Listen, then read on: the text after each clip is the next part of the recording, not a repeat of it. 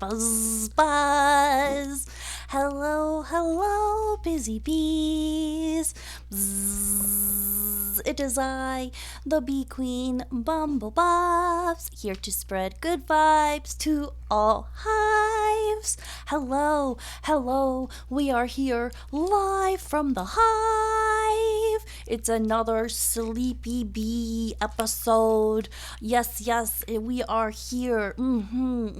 Sleepy bee catches up on her news tubes. Yes, good morning, good afternoon, YouTube and Twitch. You are watching Hive News, Twitch's TV's #1 newscast for information and story. I am your host, the queen herself, Bumblebubz, and if you enjoy this video, make sure you like and subscribe. Now to today's question. If you were taking care of animals on a farm, what animal would you take care of?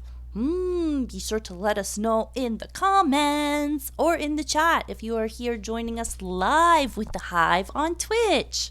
Yes. And for our YouTube users, yes, make sure to leave a comment and like and subscribe if you enjoyed this video. Yes. All right, we got some good answers. We got goats, we got cows. For me, obviously, I'd be a beekeeper. That's what I'd be farming. Bee farming that honey. I've known people IRL that had little bees, had bee farms. It's pretty cute. We are live from the hive. Yes, thank you. Yes, and yes, thank you, Wolfie, for the timestamps in the videos. That has been a huge help for the hive. Yes, and Cesar Ruiz, yes, for our questions of the day. The hive keeps us nice and fresh and sweet with this honey, this nectar that you feed my little bee brain.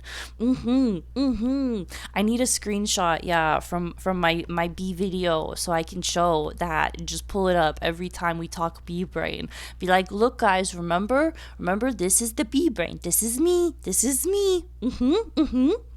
Yes. All right. I'm like already winded, already out of breath. We are not here to watch my Gigi Murin cover, but we are here for my tube news. I tried to pick recent videos, like from the past 24 hours, so we are keeping it hot, keeping it fresh. So we are watching, my tube news. You're such a grem. Maybe a little bit.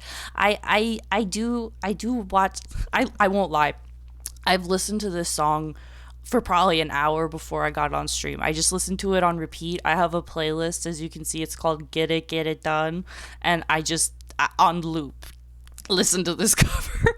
Get it done.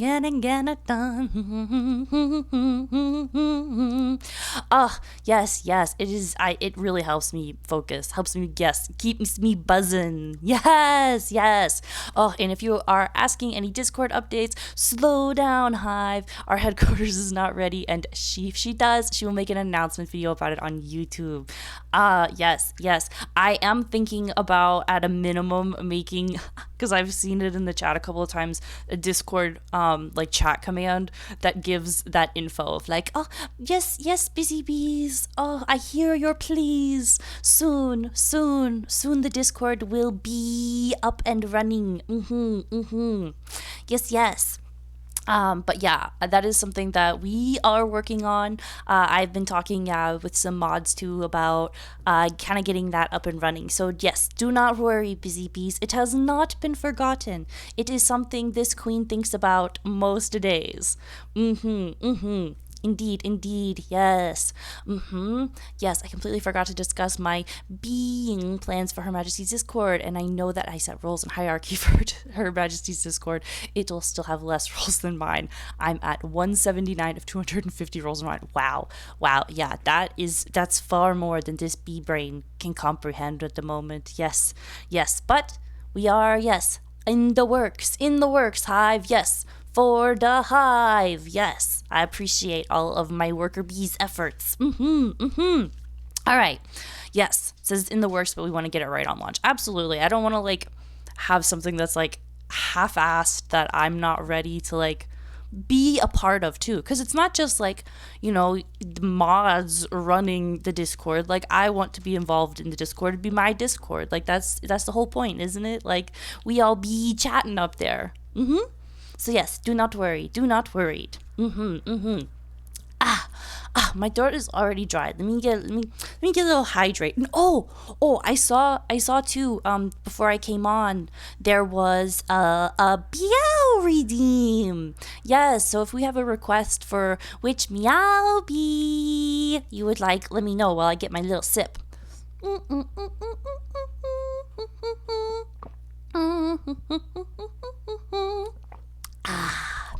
Nice. Sponsored by Tubies. We did a Tubies launch party in the Museum of Ice Cream last Sunday. Museum of Ice Cream. Nom nom nom nom nom nom nom nom. Delicious. All right. B-brain, focus. Sleepy bee. I did not sleep well. I feel like I go to bed and I can be in bed for a full 8 hours. Meow. 2 meow bee redeems. Oh, thank you, and thank you for letting me know. So we have a dark fur friend. All right. We bring up our Benson boy.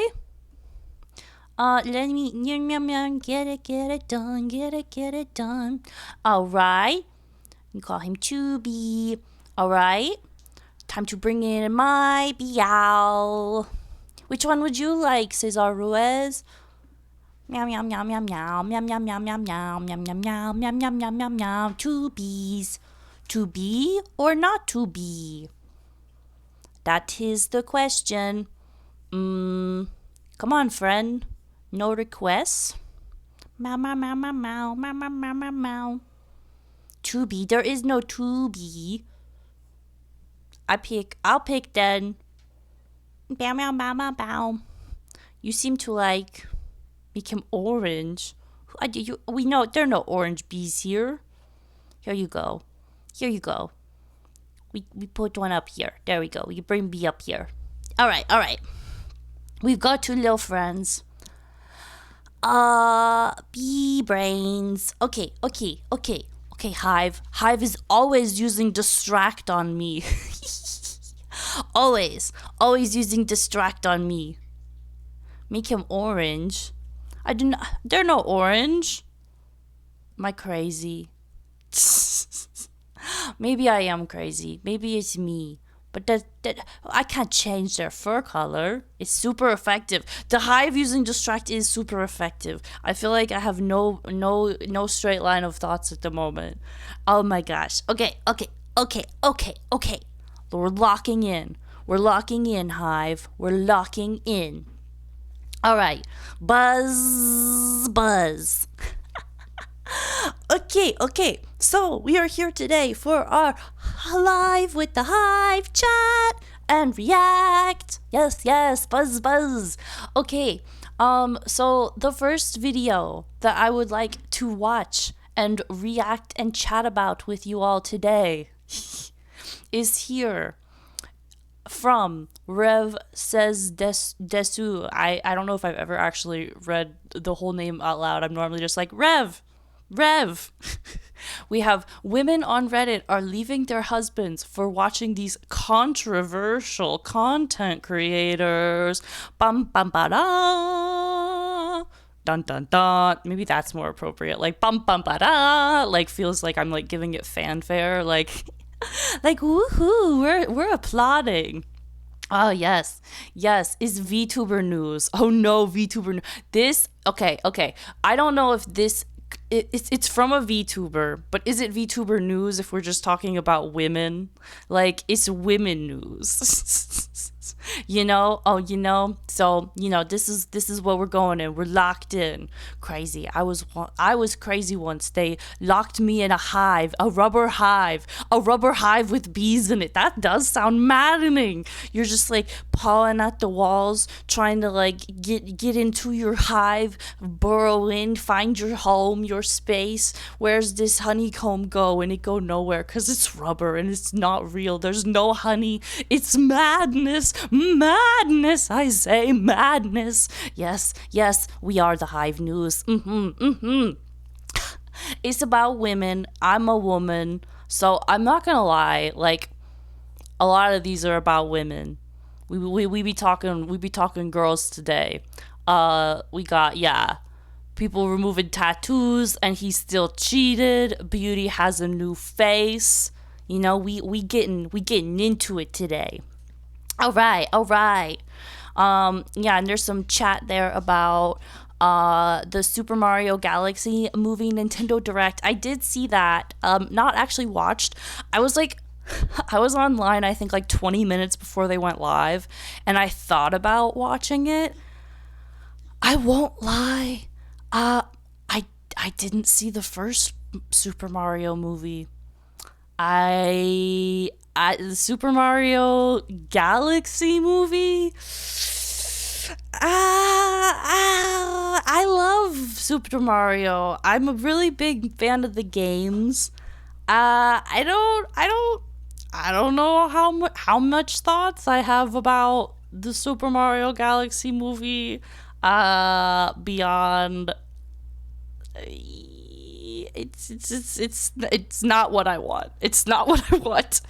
Last I saw, it didn't even seem like it was really that galaxy. Like it's not like about the game. It's just like a continuation of the movie. And the movie, I don't know. I can't make good opinions based on my not full even notions of what it is because I have not even seen the first one. I don't think I have. I feel like I watched at least the trailer for the first one and maybe some clips, but I don't think I sat down and watched the whole thing, or if I did, I didn't stay awake for it, or I was on my phone. Sometimes I do see things as in like it happens in front of my face, but I don't remember that it happens. Like legitimately I have had to I'll be dead ass like having conversations with people, looking them straight in their eyes, and they'll like, we'll be like sharing food or something, or there's like, we're having a snack, and they'll eat the food, and then suddenly I'll look down at the plate and I'm like, where'd all the food go? Like I'm staring right into these people's eyes, watching them eat this food. I'm nodding along while they're talking to me, looking like I'm actively listening. And then all of a sudden I like check back in and I'm like, what? Where did I didn't see it. It happens right in front of my face. Like this bee brain is insane. Oh my goodness, yes. But anyways, yes. Hey, my queen, please excuse me, but I must go. There are important matters I must attend to. Of course. Thank you so much for buzzing by. And I hope you have a lovely Tuesday. Make sure to take care of yourself. Bye-bye, busy bee. Yes. All right. Anywho, on that side note of me not seeing things, so I have no idea if I've actually seen the Super Mario movie or not, we're gonna move on. And we're gonna watch and chat about our man here. I love this meme already. I'm excited. This is great. I am enjoying this face, this careful. I graduated from. I'm vibing with it. Okay. Why am I so thirsty already? Okay, let's get going. Buzz. All right. Okay, let me know how the volume and stuff is too. I think I have it up pretty high right now. Very high. So I feel like hold on. I already know. I played that 1 second and I was blasting myself. Okay. All right, guys. Let me know how it is for you. Hey, what's up, guys? Ralph here. Now, before we get into the topics for today's video, I just want to make sure everyone watching has at least everyone a watching. 150 or higher IQ before we get into this I don't even know my IQ. Do y'all know your IQs? Like, I've looked at online IQ tests, and I never find ones that I believe are actually accurate. Like, not because I don't like my results, but because I look at the website, and I'm not retarded, and so I look at them and I'm like, this is asking 5 questions. This is not actually measuring my IQ. It's not too common to actually know. Yeah, like, come on, bro. Come on. I feel like that's such a only people who know their IQ are like, your IQ though, and I'm like, I've done lots of measures of intelligence, and that's just not one I've stumbled across that I think is valid. Content, because you really have to have the intellectual capacity to understand such an enriched platform like Reddit. And that's what we're talking about today. There is an absolutely insane, a golden nugget of content. So I was thinking about this last night when I was listening to Creepcast. Creepcast is one of my favorite things to fall asleep to, and it was an old one, and they were talking about the our no sleep Reddit and how ridiculous the restrictions are on that platform of oh, you have to follow so strict formatting rules. This guy got banned for 30 days because his story had a prologue in it. It's crazy what's going on over there. I'm all for maintaining order, law and order, but sometimes it just seems so extreme. Oh my goodness. A thread calling out multiple content creators and linking it to a potential divorce. Reddit mods are power tripping. Yes, ladies and gentlemen, your favorite streamers there was might another be causing one, some of the worst people to get a divorce. I was watching about. Thanks to the related viewership. So who are the content creators we're talking about today? Well, one of them is Kirsha, the VTuber. We've talked about her many times. I'm sure a lot of you guys are fans of her. And also her husbando, Asmongold. Now, where does this all begin? Well, oddly enough, he's already kind of lost me here. I'm I know much more drama about Asmongold than I do actually about VTuber drama because I don't care. Is that rude? And it's not that I care about the husbando here, but it's more just he's louder, more inescapable, perhaps. Begins on the QAnon casualties subreddit. Yes, they literally Mental have illness, a subreddit. A gentle for reminder. Okay. I'm very now, what's interested. The point? What do you think this is? This is the QAnon casualties. What do we think the mental illness, a gentle reminder, is about? Do we think it's actually a good reminder? Oh, take care of yourself. I don't know. I don't know enough about this Reddit, but I'm so skeptical of the internet. I'm what evil are they highlighting here? Of this subreddit. Well, basically these Redditors make posts talking about how political differences with their family members have led to some very, very serious results. There are endless threads about people divorcing their spouses, excommunicating their family members, even cutting family members out of their will because of their problematic political views. You can just see some of the headlines here. Just talking about all sorts of things where they're just cutting off family members simply over political differences. This is truly a Reddit moment, ladies and That's crazy. I get having political differences, and this is kind of a hot topic, I think, right now, and I'm really not trying to talk about politics, but I think completely exiling people over differences, bitches can call me offensive or whatever. I love to agree to disagree with people. I think it's important that we don't all view the same things. I don't like living in an echo chamber. I don't want everyone to just be my hype man. I don't want you to agree with me all the time. You got differences in opinion? Tell me. Let's chat about it. I've always been a debater, and I will stand by my own views, as well as take into account what other people say as well. I want to learn. I want to educate myself. I always want to be expanding. So yeah, it really it hurts to think that people are you don't see the way I do. Canceled next. Come on. There's so many differences in the human experience. People I don't know. This sads me. gentlemen, it's hard to believe. These people are often very serious. Okay, sometimes I think people psyop and they want attention and updates and what have you, but there really are people out there like this. It shouldn't surprise you. And this is the post we're going to focus on today. Oh, let's see here. Like I said, a golden nugget of My content. husband essentially worships I hope this is real, and I also hope it's Asmongold. not real at the same time, right? Because this would be completely unhinged. And I guess if this is real, it's a bit of a warning, a bit of a, I guess, a heads up for the potential subject of this thread. But let's get into it. Yes, potential trigger warning here is what Rev's trying to say. Tim Pool and Asmongold. I don't know who Tim Pool is, and perhaps I do, but I just don't recognize the name. So let's hear this news. Husband essentially worships Tim Pool and Asmongold. When I first got with my husband, he wasn't very outspoken when it came to politics. Then Trump happened. Now he obsessively watches Asmongold, Tim Pool, the quartering, and right-wing VTubers all day, every day. They're both bald. Well, when they say right-wing VTubers, there they mean you go. anyone who's like She's discriminating against bald people. Wow. I think it's funny that she misspelled the name here. All day, every day. That is hard if this is all you're consuming all day, every day.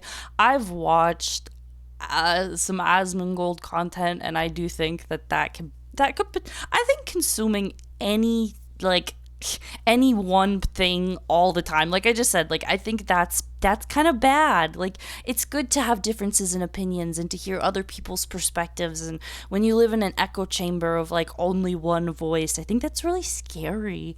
That's why it's like you're taught not to be living so isolated and stuff. Like, it can be really dangerous when you don't challenge your own perspectives and things. And so when you're just listening to the same back and forth, regardless of if it's right or left or whatever, I think that can be potentially just red flag. And if it's all day every day, that's where it's like, some guys are just making a bold statement in life.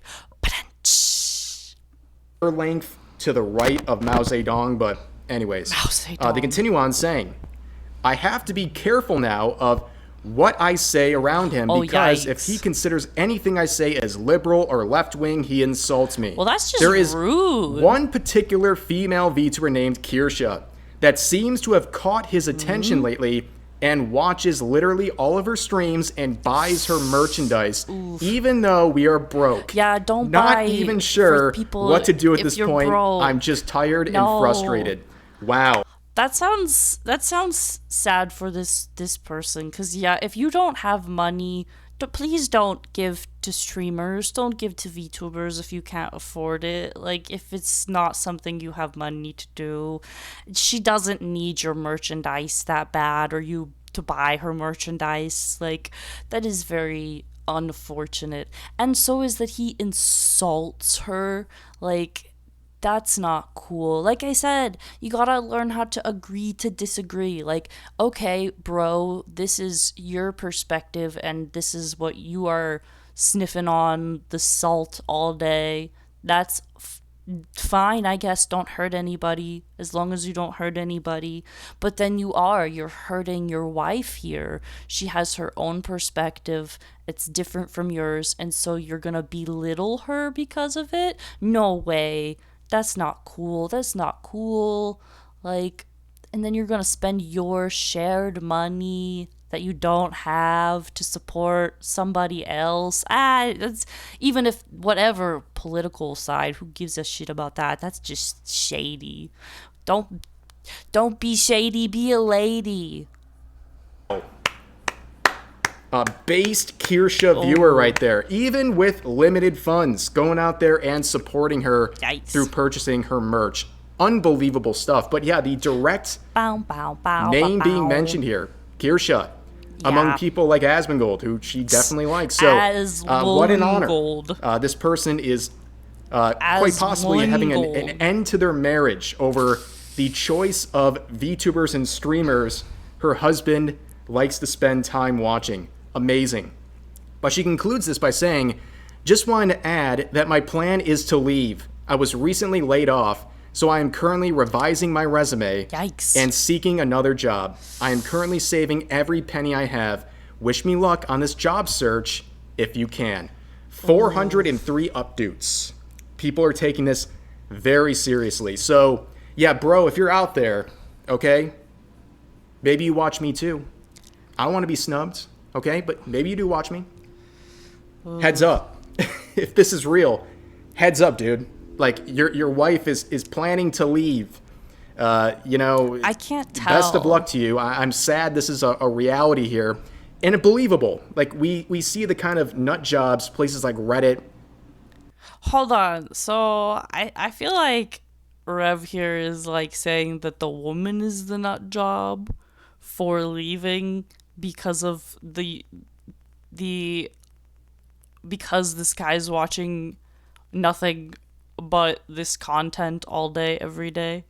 And I don't think that's cool because it's like, I don't know. I think they both sound maybe kind of shitty. Like, this guy is becoming unreasonable. Exactly. Like, this isn't just like, oh, he likes Asmongold. Like, okay, yeah, he watches some Asmongold. He watches some Kirsch or whatever. Like, that's different. That's different than, like, okay, this is the everything all day, every day, like, worshiping, spending all their money. Like, this is crazy. Like, nah, don't be defending this delinquent shit. No way.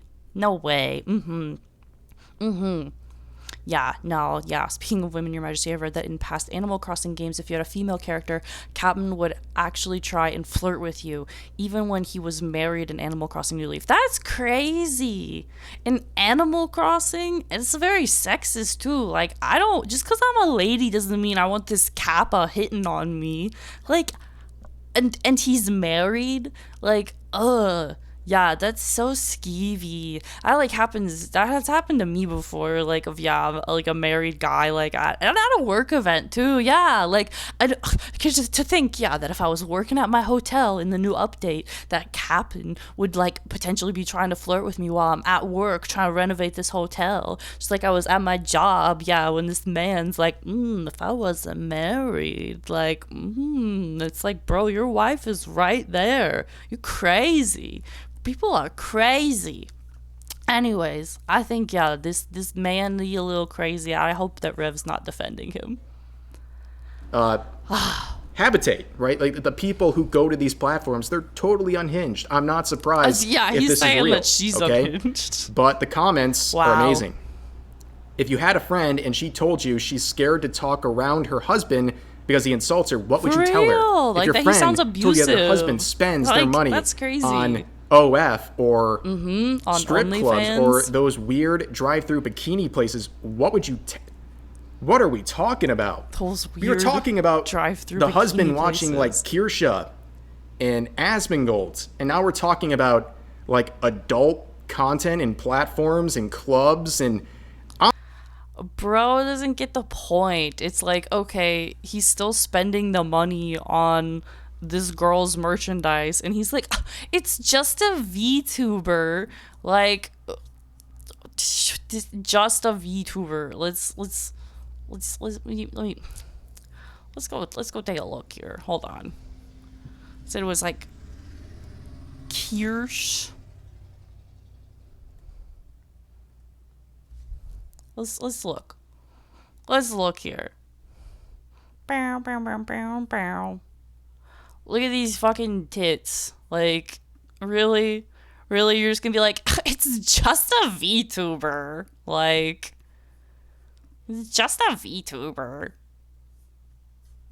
She's just got, like, massive boobs that probably fucking, the jiggle physics are insane on, and he's, like, fucking gooning to her streams. I'm not gonna watch any of this because why is it also political?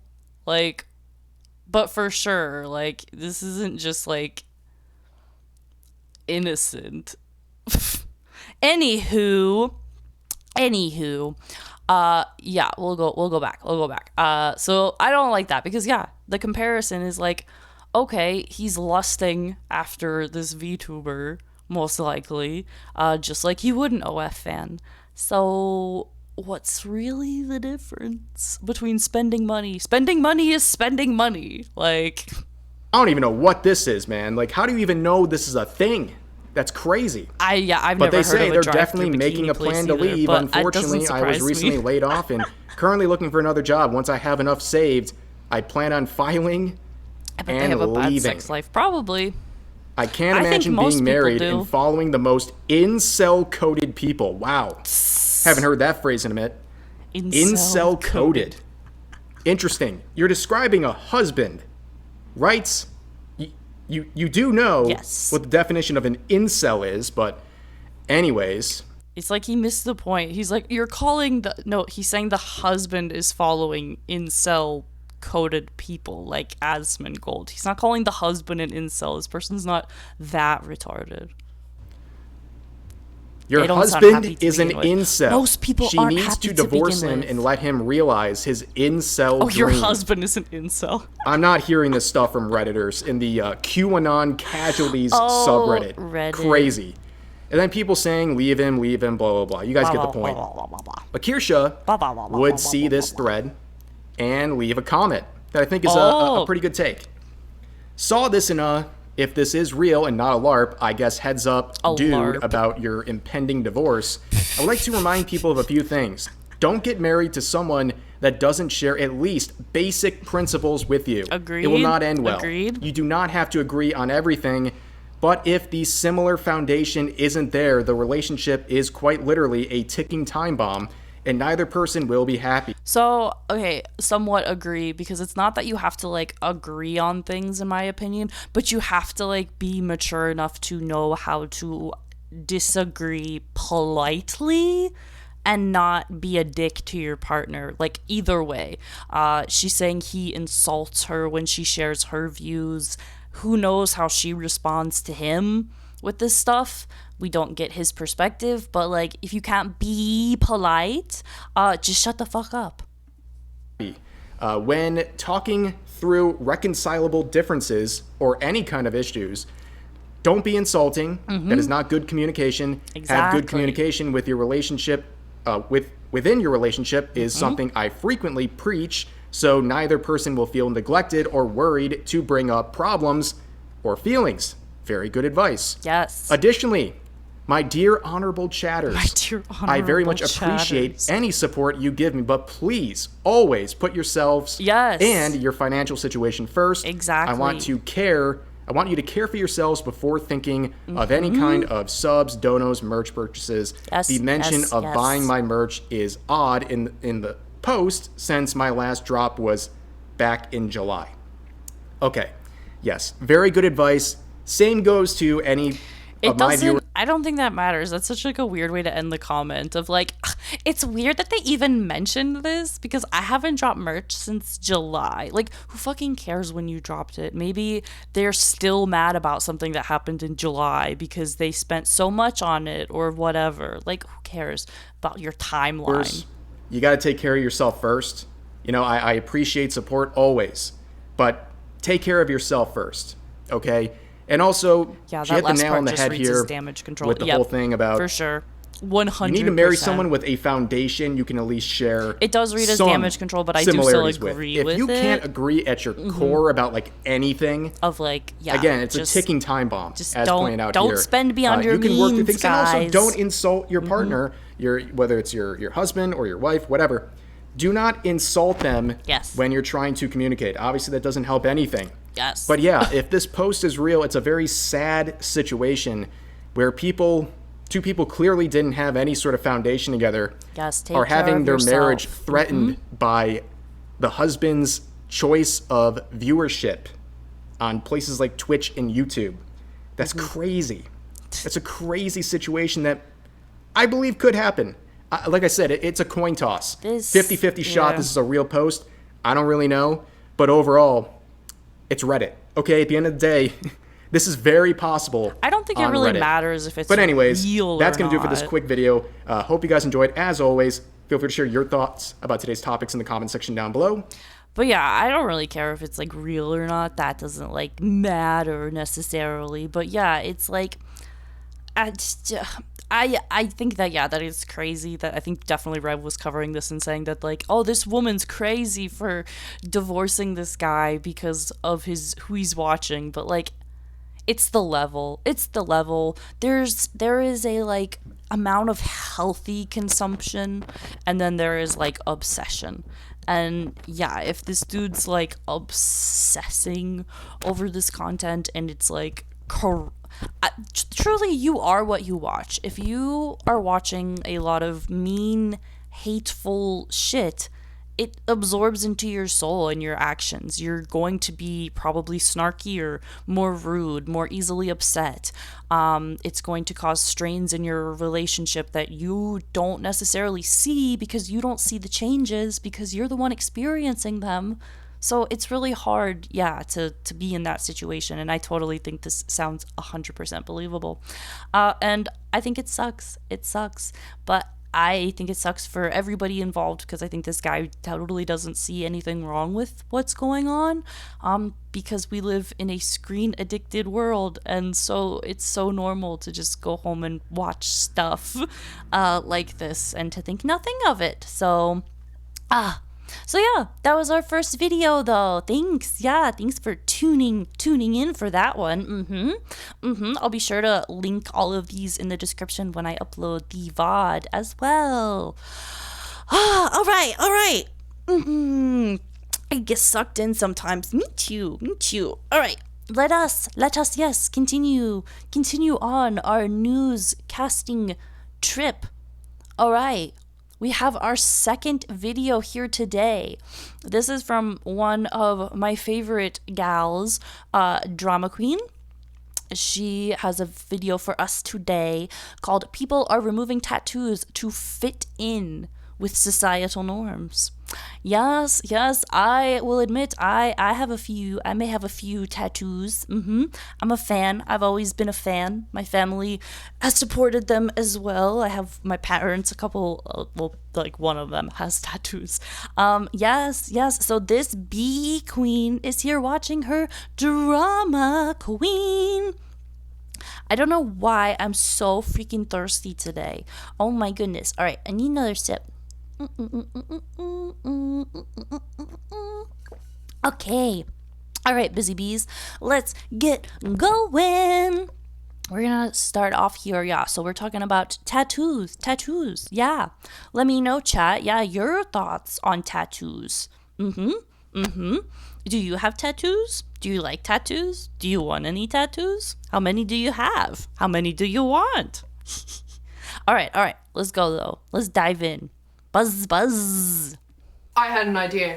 I'm going to go get a bunch of ugly tattoos and pick the worst placements for all of them. But then in the future, I'm going to complain about how bad they look once I just realize how effing ugly these will look in a wedding dress.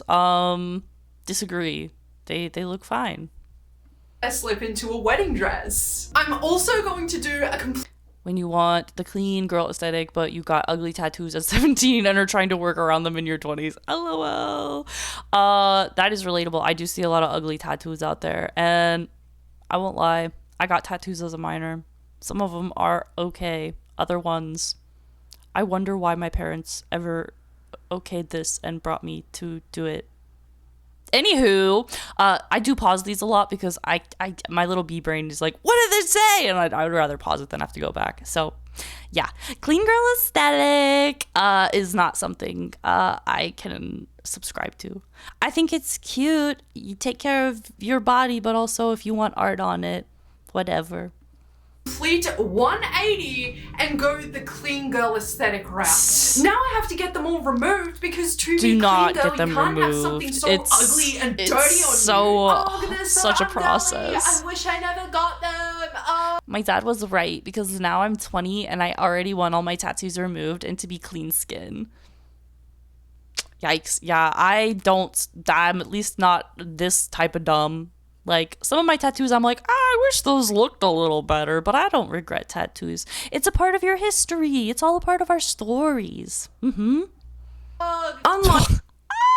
I just had the fucked up thought too of like people that want clean skin like this clearly have like no damage otherwise. Like this is like they lived the most sheltered life. They have like no cuts, no bruises, no bumps, no nothing. They're just like, oh, this tattoo. I like look at my skin and I'm like, scar there, this weird thing here. Oh, look at like, you know, it's these people truly, they're like, this silly tattoo I got on a whim while I was on vacation with the girls doesn't match the rest of me. Meow, meow. Oh my gosh, thank you so much. We've got another meow be redeemed. I see no immediate request. Yes, the last one. That's what I was gonna say. We're on the same wavelength. Our bee brains are in sync. You've got that one thing, so get out. That's not in sync. Close enough though. I think that's One Direction. Just a couple years later. Okay. All right, we're diving back in. I love the SpongeBob plushies. Buzzing on the same frequency. Bzzz.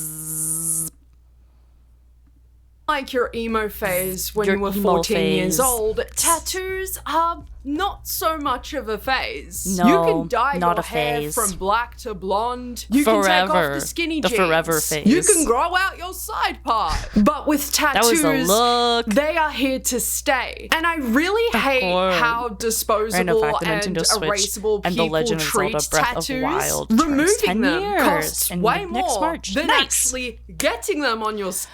Everyone getting their tats removed in 2026 to have a clean aesthetic. For real. She's like, whoa, hold the phone. That's me. Like, calm the fuck down. Even when you're to have a tattoo removed, you can see the remnants of Exactly. what once was there. People more and more as when the bag and the back tat don't match aesthetic. I think it looks cute. I don't know what they're talking about. Frontal lobe developed. Now I hate the big rose I have tattooed on my thigh that I got when I was 19. It probably looks cute. Of recent have been sharing how much they regret getting tattoos as it doesn't quite fit into their new clean girl aesthetic. Following trends. It's just so funny to me that some people have like so little problems in life, so little to worry about, that like this is the number one concern. They're like, this tattoo doesn't fit my aesthetic anymore. These people didn't think things through. Like literally, they didn't think it through. And yeah, it's exactly what she's saying. Like people that are it's so trend based. Like what the fuck? Like who cares? I got this tattoo because I love this thing. And if you don't think you're gonna love it in 10 years, yeah, don't get it as a tattoo. Like don't be stupid. But people get the stupidest cliche shit. It's so aren't quite as permanent as tattoos are. It's one thing to regret a tattoo and think, wow, the placement of this was abhorrent. The tattoo the line that I work? got, ick.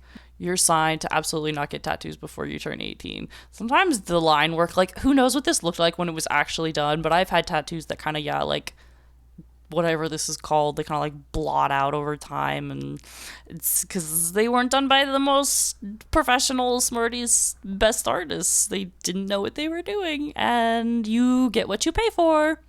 Disgust. Why would I ever get that? And maybe the artist you had gone to wasn't quite as talented and was really cheap and gave you the tattoo at the time you thought you really wanted. Cute. But I think it's an entire different thing so good with once you regret your tattoos green. Because you won't look as good So in a wedding cute. dress. For real. Removing the tattoos, my mom told me I'd hate. This is ridiculous. This tattoo looks cute.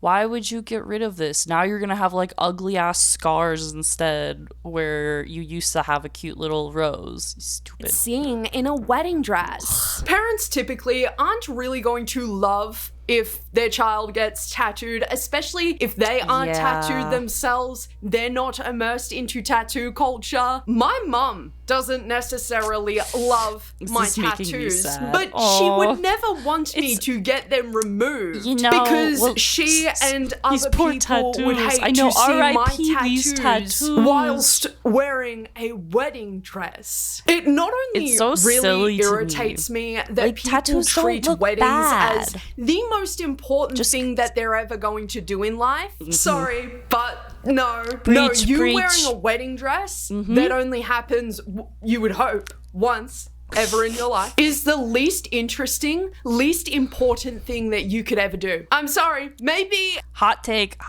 Yep, agreed. For real, like, the fact that people are like, I don't want this for my wedding photos. Like, did you like it like every other day, but you just can't fathom like in a dress? Because in a wedding dress, you're supposed to look pure and clean, and that's why it's white. And like, you're technically not even supposed to wear white unless you're a virgin. It's supposed to signify that you're a fucking virgin. And it's crazy. Like, they're literally like, not clean enough, not pure enough, gotta scrub away all these imperfections. My skin is perfect except for this one mark. Ha ha ha ha ha. It's insanity. An hot take, an unpopular opinion. Not to mention, most of these girls are hoes. Imagine basing when you realize how ugly the tattoos you got when you were younger will look in a wedding dress. Who cares? It's one day. My entire appearance on how I will look in a dress. Everybody still wears white. They don't actually like follow. And it's not to say that the tattoo itself that she's getting removed is a terrible one at that. Like, maybe the shading is a little bit dark on the inner petals and on the leaves as well. The tattoo could have gone without the heavy shading. It is a little weird to get a tattoo that is so visible and then to be like, I'm just gonna remove it because it's not gonna look good in my wedding dress. For real, so it's then crazy. That begs the question, what did you actually think this tattoo would look good with?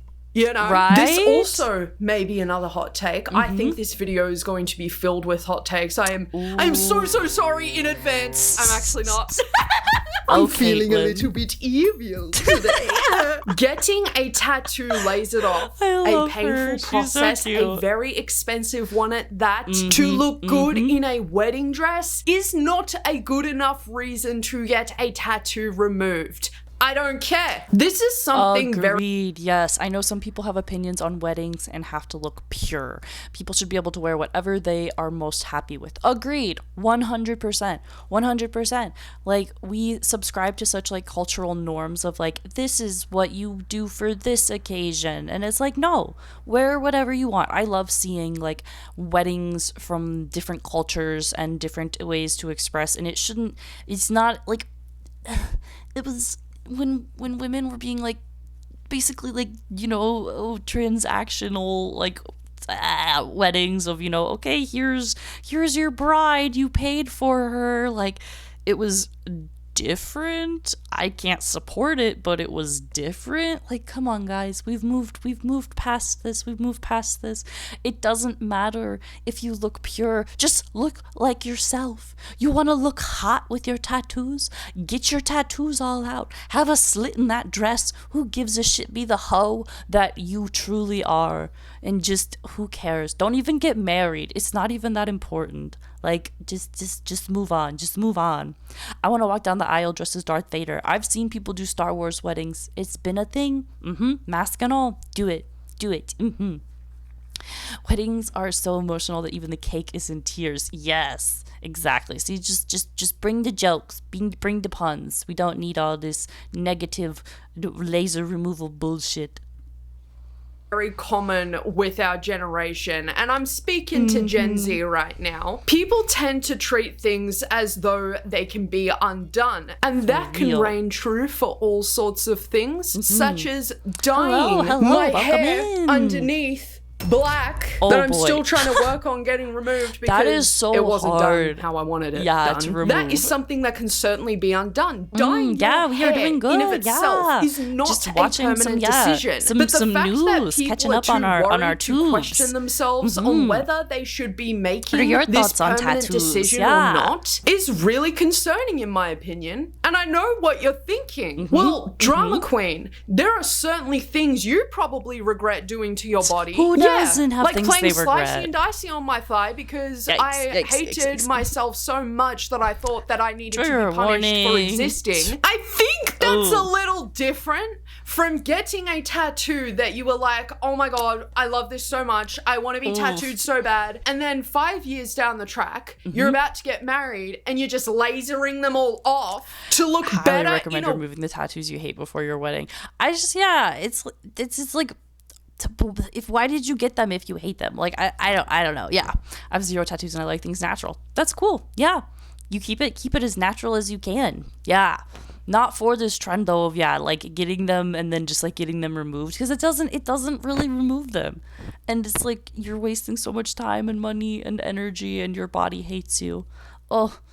Wedding dress? How did you not think of that before? For real. That was so important to you. By all means, Not do gonna be what getting you laser want removal. I and see. pay out the ass The to bee! They're removing this cute little bee.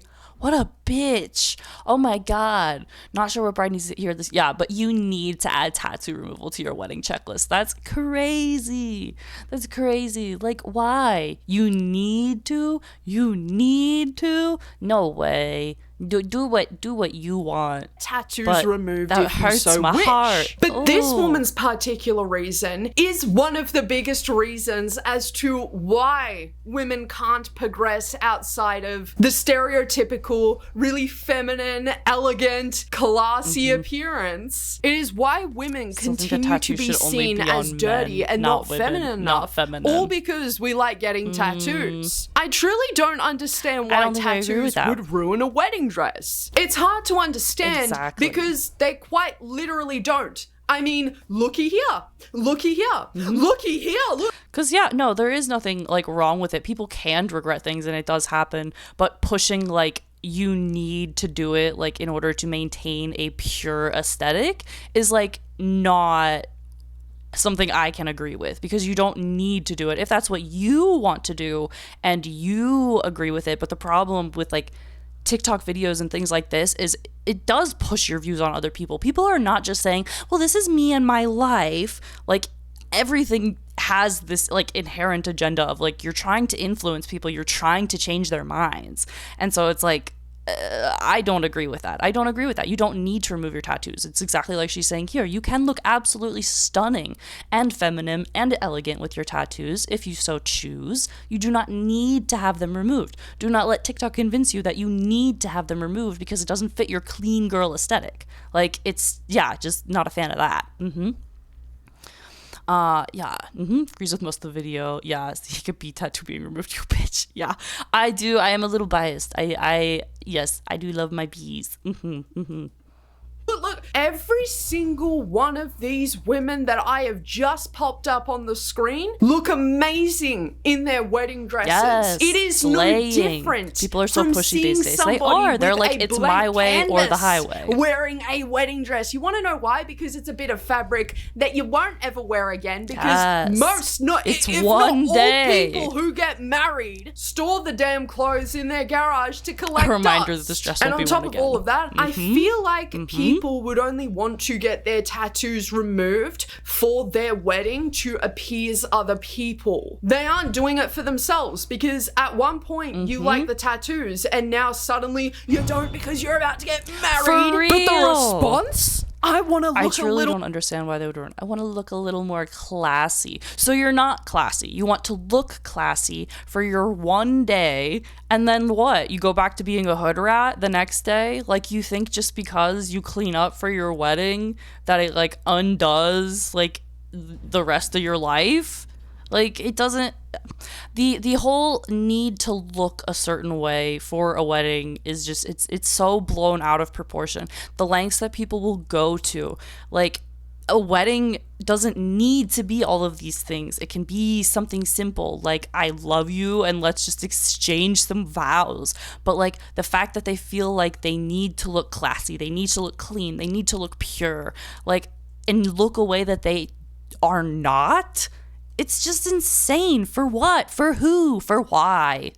More classy? Yeah, nah, actually, you can right off. Why did you even get tattooed in the first place if you think that they're not classy? The entire idea. And that's the real problem is like, yeah, people can regret things, but the problem is we live in a world where people don't think their actions through really, like, at all.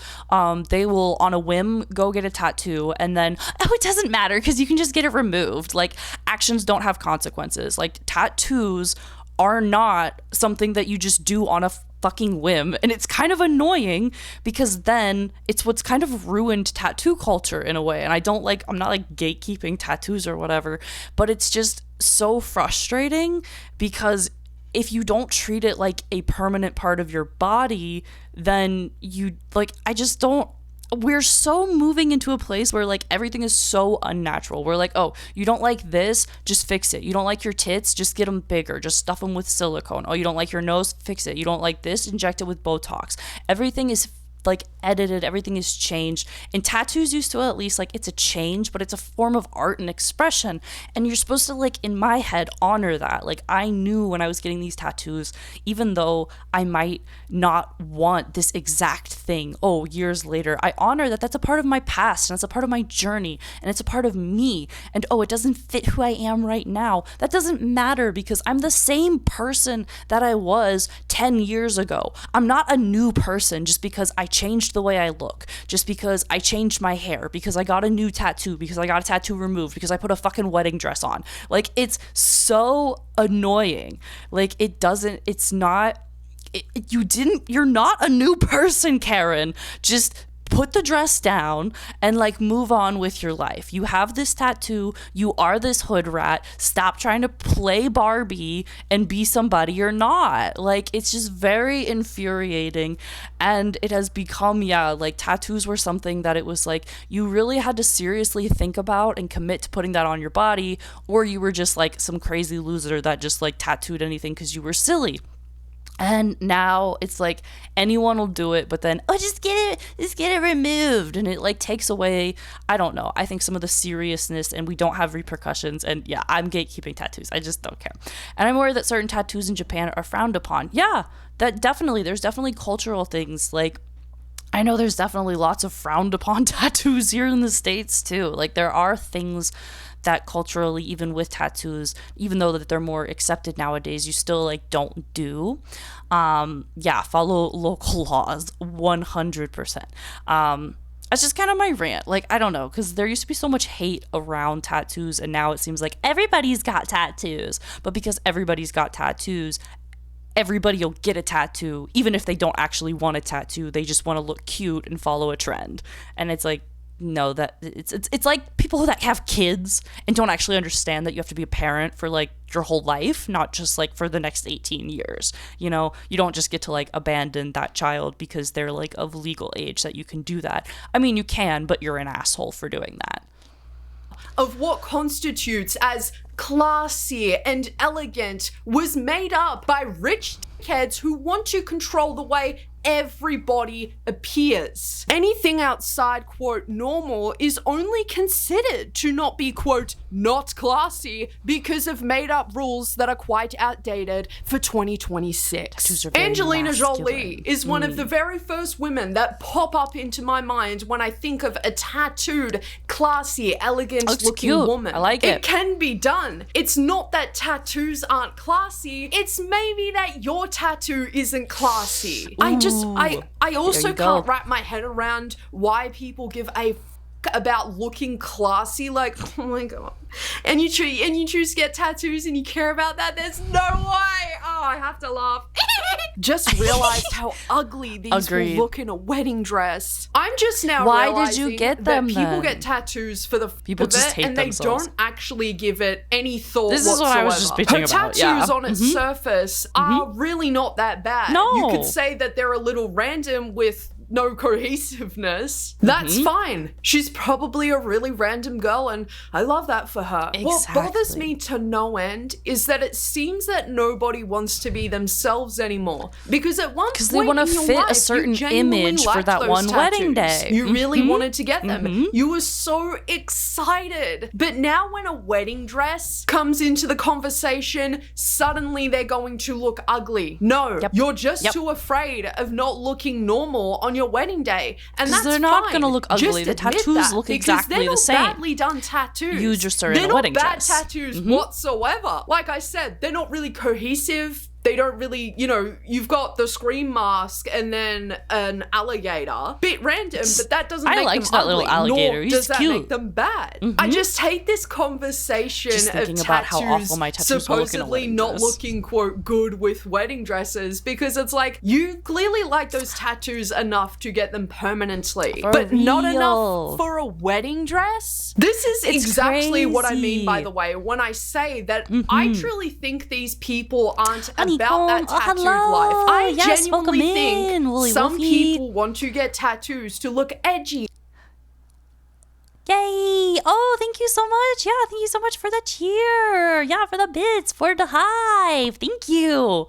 Okay, yes, I was reading this. Yes, my frontal lobe developed and I hate my tattoos. No, you're just a poser who never wanted to be tattooed to begin with, and now you're falling for the clean girl, old money conservative propaganda that the media is pushing, and you can't think for yourself. Hope this helps. Yes, my thoughts exactly.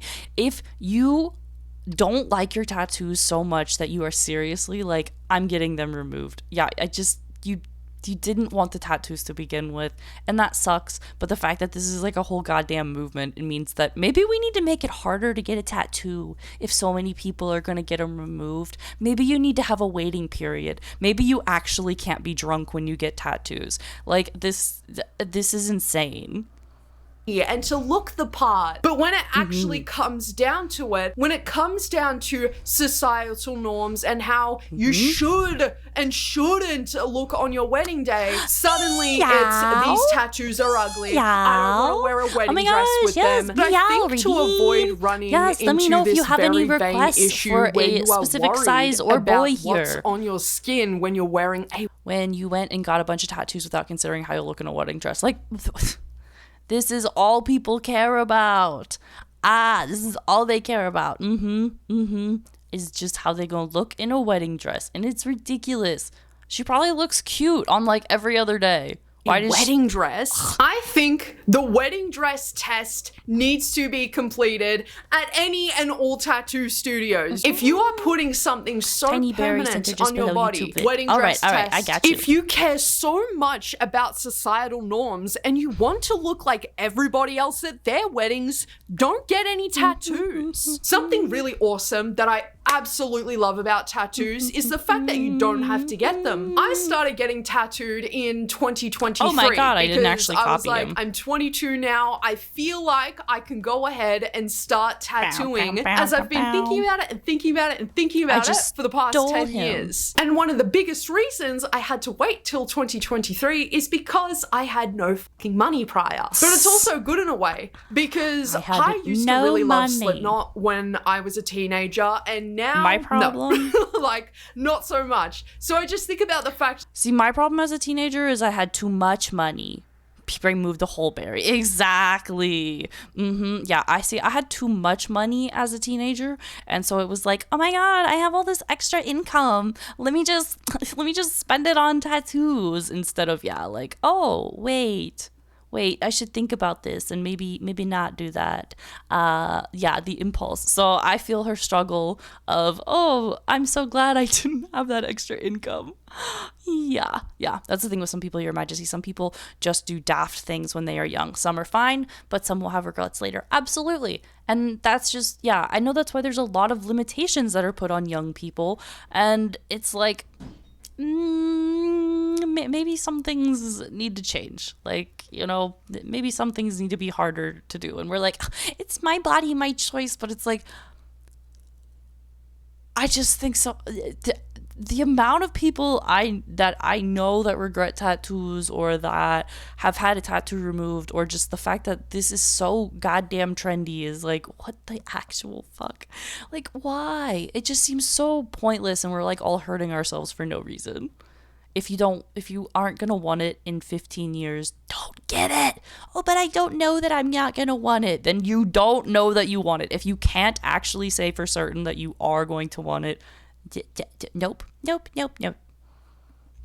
Like, had I have gotten a tattoo before I was ready, I don't think I would have loved it as much. However, I am of the philosophy that I would never remove it. No. Because at one point, exactly. that was me. That is something I really enjoyed. She understands my perspective. With that person. And something that I really love about getting tattooed as well That's very is cute. where you were at that point in your life. Why did you get that tattoo at that point in your life? And I think those make for the best, most funnest stories, honestly. Yes. But I'm also not that worried what people think about my appearance, how I choose to have my hair, how many tattoos I have on my skin, my makeup, my clothes. I don't care about any of that. And if you don't like it, so if you think I'm ugly with tattoos in a wedding dress, you probably don't really love me. I am of the belief that customizing your... Yes, I agree with that too. It's like, oh, like, what? Who are they trying to please with this? Yes.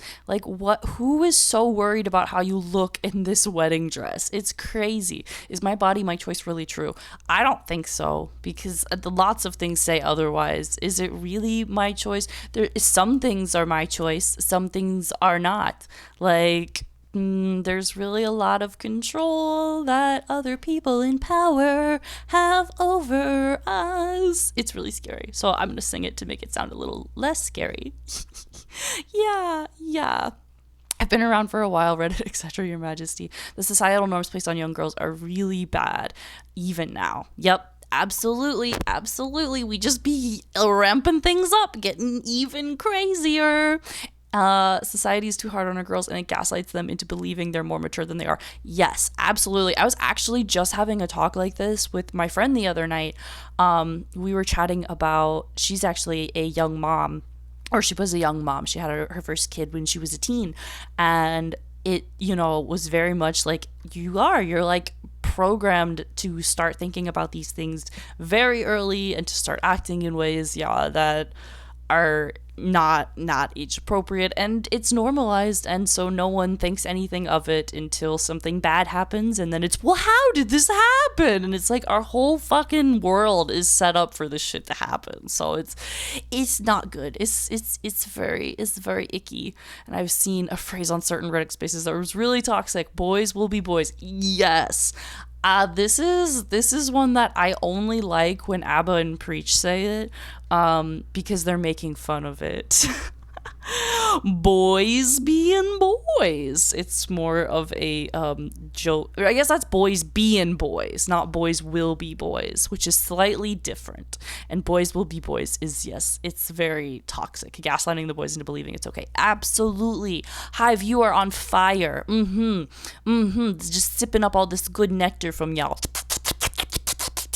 The newer generations are better at pointing it out. We're louder. The newer generations are just loud. Like, they're like, with the internet and everything, nobody wants to shut up, ever.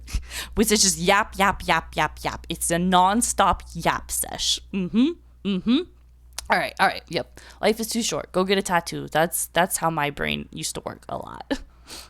It's okay to hug your homies half naked in bed equals boys being boys. Thank you. I had to pause to iterate that, because yes, that is my boys, ABBA and Preach. Hug your homies. It's okay to hug the homies. Cuddle with the homies. Watch it stand by me. All right.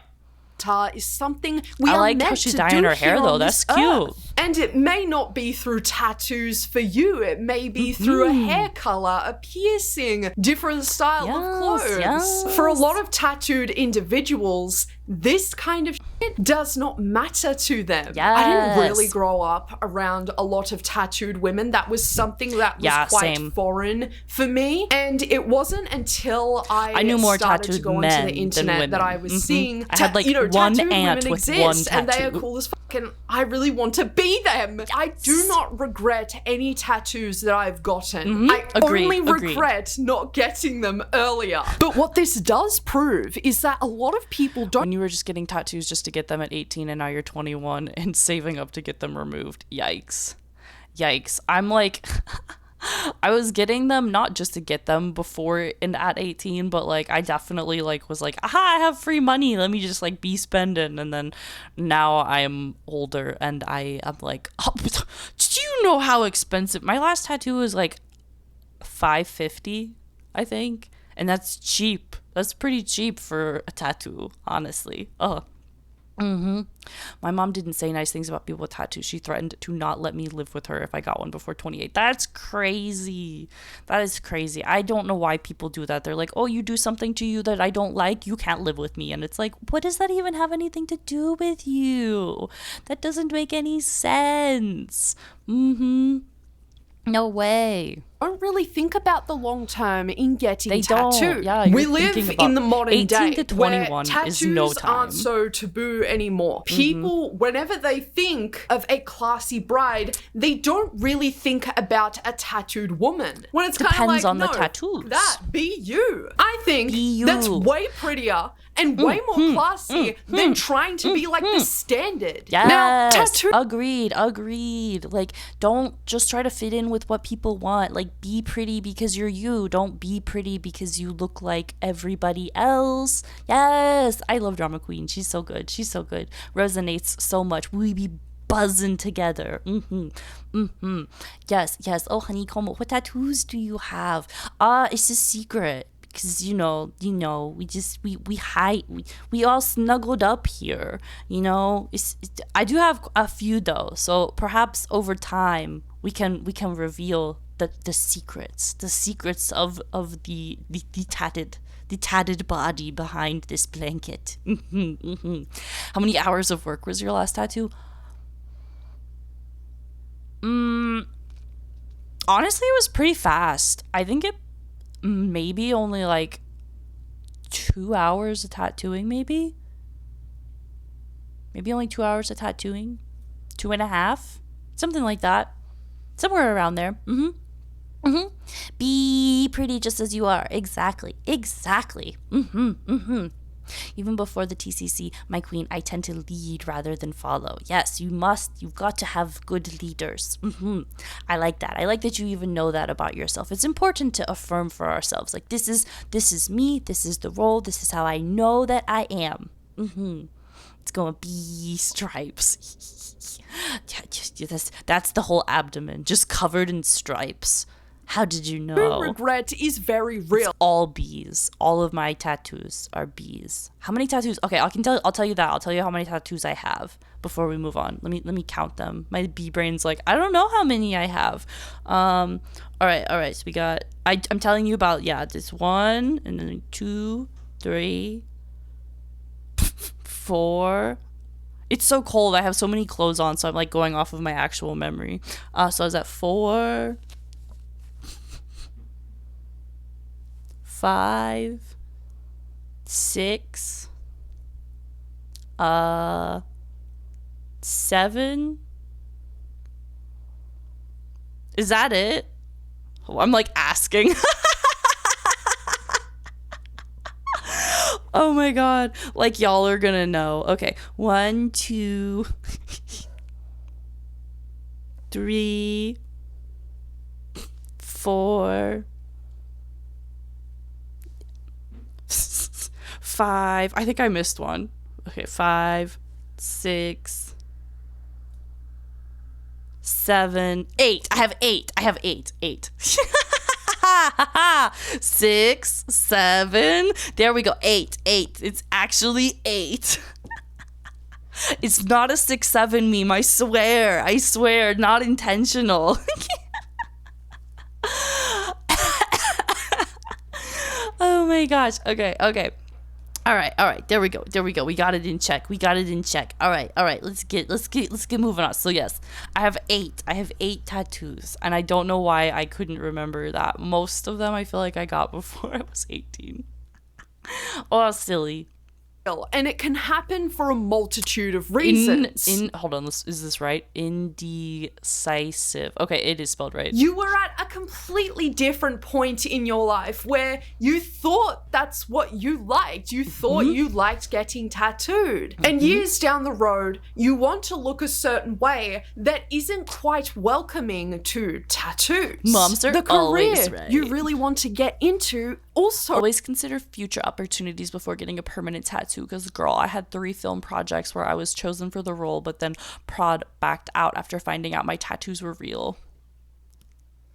That makes sense of like, yeah, a film maybe doesn't want someone with tattoos as part of the look. Their character has a certain aesthetic or whatever. Like, yeah, sometimes it be like that. So yeah, you do have to think about what you want to do before you get tattoos, because there are repercussions for having tattoos, because we do not live in a world where people don't discriminate against other people with tattoos. Being on stage too, exactly. Like there is a look to things. Still a lot of, I know, corporate places don't like tattoos. This is just the way of the world, and we can bitch about it online, but that doesn't fix anything.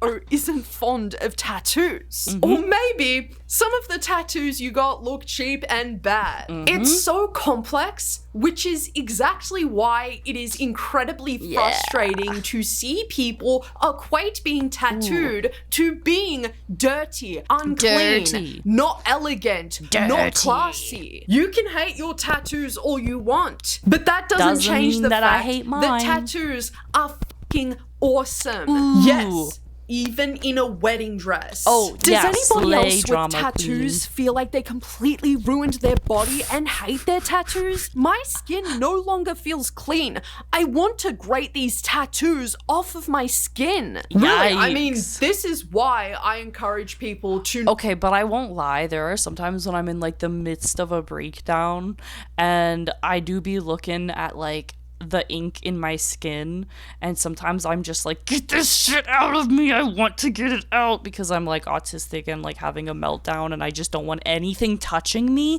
and I can see the ink in my skin and it like is elevated in some spots, because like I said, it's kind of blown out in some places because I had like an apprentice do some of my earlier tattoos because my dad is stupid, and so there I am, like I'm just like, I don't want this anymore. So I feel that even though I love my tattoos, there are sometimes, I mean, I'm the same way with my hair. Like, I love my hair. I do actually have long flowy hair, quite similar to Bumblebubz here. Oh my goodness, thank you so much for the gift subs. Oh, you are so sweet. Oh, thank you so much. Welcome Hive. Yes. Oh, Meow! Pow pow! Oh my goodness. I don't know why I barked like a dog. I just so excited. Oh, thank you. Yes. Thank you so much for the gift subs. You guys are so sweet.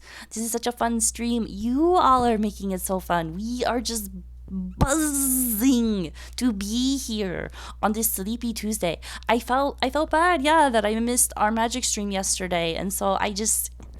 Oh my goodness, thank you. Oh, we've reached our goal for our subs. Thank you so much for the gift subs, Wooly Wolfie. For the 5 gift subs. Oh my goodness, you guys are so sweet. Yes, for the hive. I am, oh my goodness, you guys are just you're too kind to me. This bee is blushing for the hive. Oh, you guys are too sweet. Oh, you spoil me, you spoil this queen. Yes, thank you, yes, thank you so much for the gift subs. Oh my gosh, okay, let's keep going. Not follow trends, to do things just to fit in. Yes, you can we're still not have about fitting an alternative in aesthetic and not need to get any tattoos. Alt girl with This no brings me tattoos. kind of to why I push back so heavily against alternative TikTok and the way in which you should look if you want to appear more alternative. People have always told me that I'm not goth enough because I have blonde hair, and it's kind of just like, what has hair literally got to do with my life? For It's also been real. said that if you don't have piercings and tattoos, it makes you way less alternative. That's why I have such a big problem with people trying to police the way people look when it comes to alternative subcultures, because you have people like this potentially wanted to look a lot more alternative. I wasn't fast and enough to was read like, that yeah, one. let me just slap on a bunch of tattoos as fast as possible and not really think about the long term. As a Not result cool. of that, Not cool. feeling trapped inside of their own skin just to fit in. And I think Trapped it's in their really own skin. silly Ugh. anyways to try and fit in to something that is supposed to be non-conformist. I also want to talk about the fact that tattoo removal is becoming more commonplace, especially where I live. Like, one of the malls that I live near literally has a place Malls, inside she of said. that I thought she mall said where you moles. can go and get tattoo removals. That's and the funniest insane. thing, In a whenever I mall. walk past these stores, is it's always heavily tattooed people who are running the thing. And it just makes me wonder, are they just Weird. like, well, I mean, you shouldn't have gotten this done by a bald white guy in a garage for $20.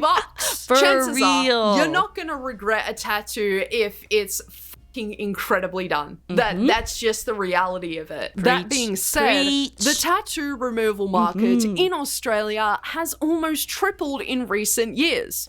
It is projected to reach $3 million by 2026. That's up from its $1.14 million value in 2018. A study conducted. That is insane. Like, this is like. Okay, so and then this is part of the problem too, because it's like, okay, so we have people pushing for tattoo removal and we have all these tattoo businesses up and coming. Which is first, the chicken or the egg?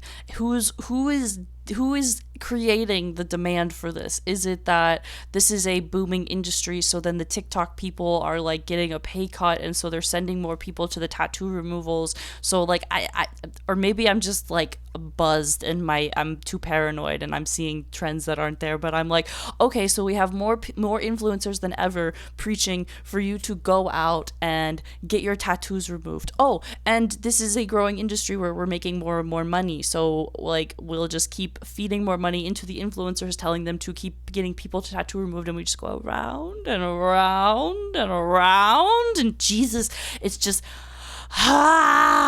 first the ads make it look cool, and then the ads make it look impure, and then there's a cycle. Exactly.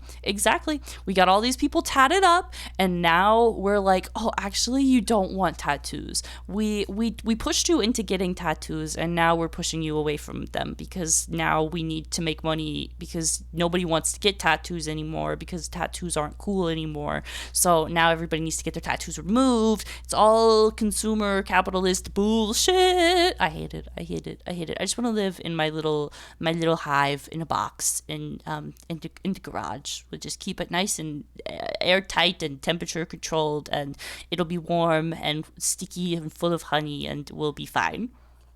By Removery shows us that it's mostly Gen Z and millennials getting their tattoos lasered off. Oh my god. 46% of tattoos that were being removed are from highly visible areas on the body, such as hands, arms, necks, faces. This Don't research get a face is based tattoo. on over 200,000 people Unless who you're were certain in you active want tattoo it. removal sessions. Forever. What this kind of confirms to me, Like at you're the a very rapper. least, is with a Gen good Z career. and millennials being the most common generations to have their tattoos being removed, Gen Z more so than millennials, is that it could be largely due to trends. Alternative subcultures were really peaking in the late 2000s, 2010s, and you'd see a lot of millennials getting Tumblr mustache tattoos, that one Deathly Hallow symbol from Harry Potter. We also see all the Gen trendy Z tattoos. participating in tattoo trends and then getting them removed as well. Take those little dainty small sticker tattoos from Pinterest. These are so a lot trendy. of people end up regretting them because it doesn't make sense for their aesthetic now. Something our generation also loves doing is switching aesthetics every single year. Like they need to follow the next trend, which causes that uptick in tattoo removal. Well, one because year it's just part you of the thought trend. you wanted to get tattooed heavily, and then you're like, well, no, I want to be a clean girl, and you can't be a clean girl because you don't have clean arms. I do think it's also worth mentioning after realizing I'll never have clean skin after covering myself in tattoos, now feeling claustrophobic in my own skin. This is like just, it's such a privileged perspective of, again, like, okay, she clearly doesn't have any scars, no acne marks, no nothing on this woman. She's like, I'm perfect except for this choice that I made that made me imperfect. Oh no. Oh my stars. How dare I put this in my skin? Oh no.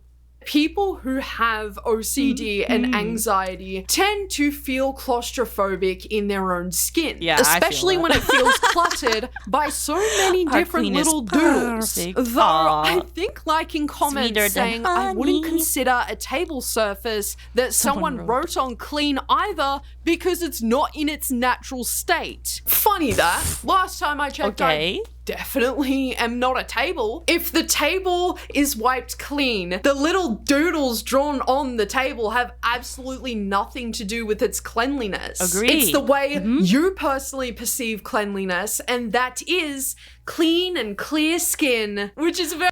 I would agree with this. Yeah, I was a little confused at first by the analogy, but yeah, I would consider a table it's still clean. It's a clean table, even if it's been written on. Like, I've used so many desks that have been written on, and it's like, that's still clean. I don't think it's unclean. It might not look clean, though. It is clean, but it doesn't look clean, perhaps. But it is absolutely disinfected, and it is clean, and there's nothing wrong with it. It's perfectly safe and stable to use. But yes, it may not look clean. It doesn't look perfect. I wish that my room could be clean. That is relatable. That is very relatable.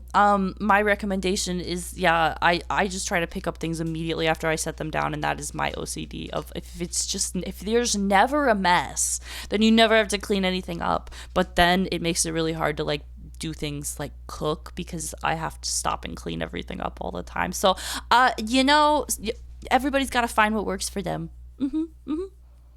Very funny because tattoos almost have nothing to do with how dirty or unclean you look. Arguably, being in your natural state as a human would to not be wearing clothes and not washing your hair every week. But notice how people won't talk about that side of being a natural human. They'll only talk about it when it comes to tattoos. I mean, do with that what you will. Do not get those tattoos. I'm telling you right now, do not get those tattoos. So many of you are gonna regret it. Agreed. Just like I do. I regret almost every single tattoo that I have. Not because I think they're ugly, but it's just not me anymore. Weirdly enough. Just not me anymore. See, that's the thing of like, people are like, I'm a new person. I don't like these anymore. You don't need to clean your room, Your Majesty. Don't you have worker bees for that? You know? My worker bees are all volunteer based, and so I don't necessarily, there's no queen cracking the whip anymore. She's moved beyond that role. Now she tries to support herself. This bee, she buzzing out with her volunteer busy bees. The worker bees are here, and there's the union. Everybody's got their rights. A kind queen, exactly. Okay. this is a perspective that I really appreciate. She hasn't said that tattoos are dirty or they make you any less classy. She hasn't said they're ugly either. It's just simply not representative of who she is as a person anymore. But it's who she used and I feel to like be. It's so part many of your times journey. people who regret their tattoos say that they're ugly, say that they make you look less classy because their tattoos are ugly. Their tattoos are nothing good to look at. And I hate to be harsh here, but I refuse to be negatively associated with words like dirty just because somebody doesn't like their tattoos anymore. Yeah. And like this one, I can't stand it. I'm gonna remove this. I'm seriously Maybe gonna don't remove get tattoos on your hand so then. Annoying. Like, create, or this one. At least they're small, thank God. These are just not This good one tattoos. is cute because it's like my mom and her birth date. So this one is the only one that I actually do not regret. So it sounds like if you get a good, meaningful tattoo, you probably won't regret it. I would agree with that. That's why I try to put meaning into all of my tattoos. So yeah, I would agree with that. Get something that actually means something to you. Putting the word creative on your hand, maybe not the best idea. Maybe maybe if you're really creative and you need to remind yourself, I guess, but it doesn't sound like that's her life. Wish I didn't do it, and I'm gonna be that big sister for you, and I'm gonna tell you that do not get those tattoos. Most of you are gonna regret in a few years. Contrary to the comments of this video, I actually did. So you got tiny, trendy, and non-artistic tattoos in highly visible spots, and we're supposed to be surprised you hate them. Girl, you did that to yourself. Leave us real tattooed people who love our tattoos out of this, for sure. For sure. Did not hate this take whatsoever. It is quite normal to have once liked things and then not like them anymore because that is not representative of who you currently are. Maybe all it comes down to is thinking that you were so edgy and rebellious at one point, but now not so much. I was raised to regret nothing and learn from everything, which is probably why I'm less inclined to being understanding of tattoo regret. I don't regret dyeing my hair hundreds of times to the point that it feels like vermicelli noodles now. Okay, I think it's very sensible to be told, hey, you could potentially not like this in the future, as I think that using the word regret holds so much weight. After this video, what we should be asking is,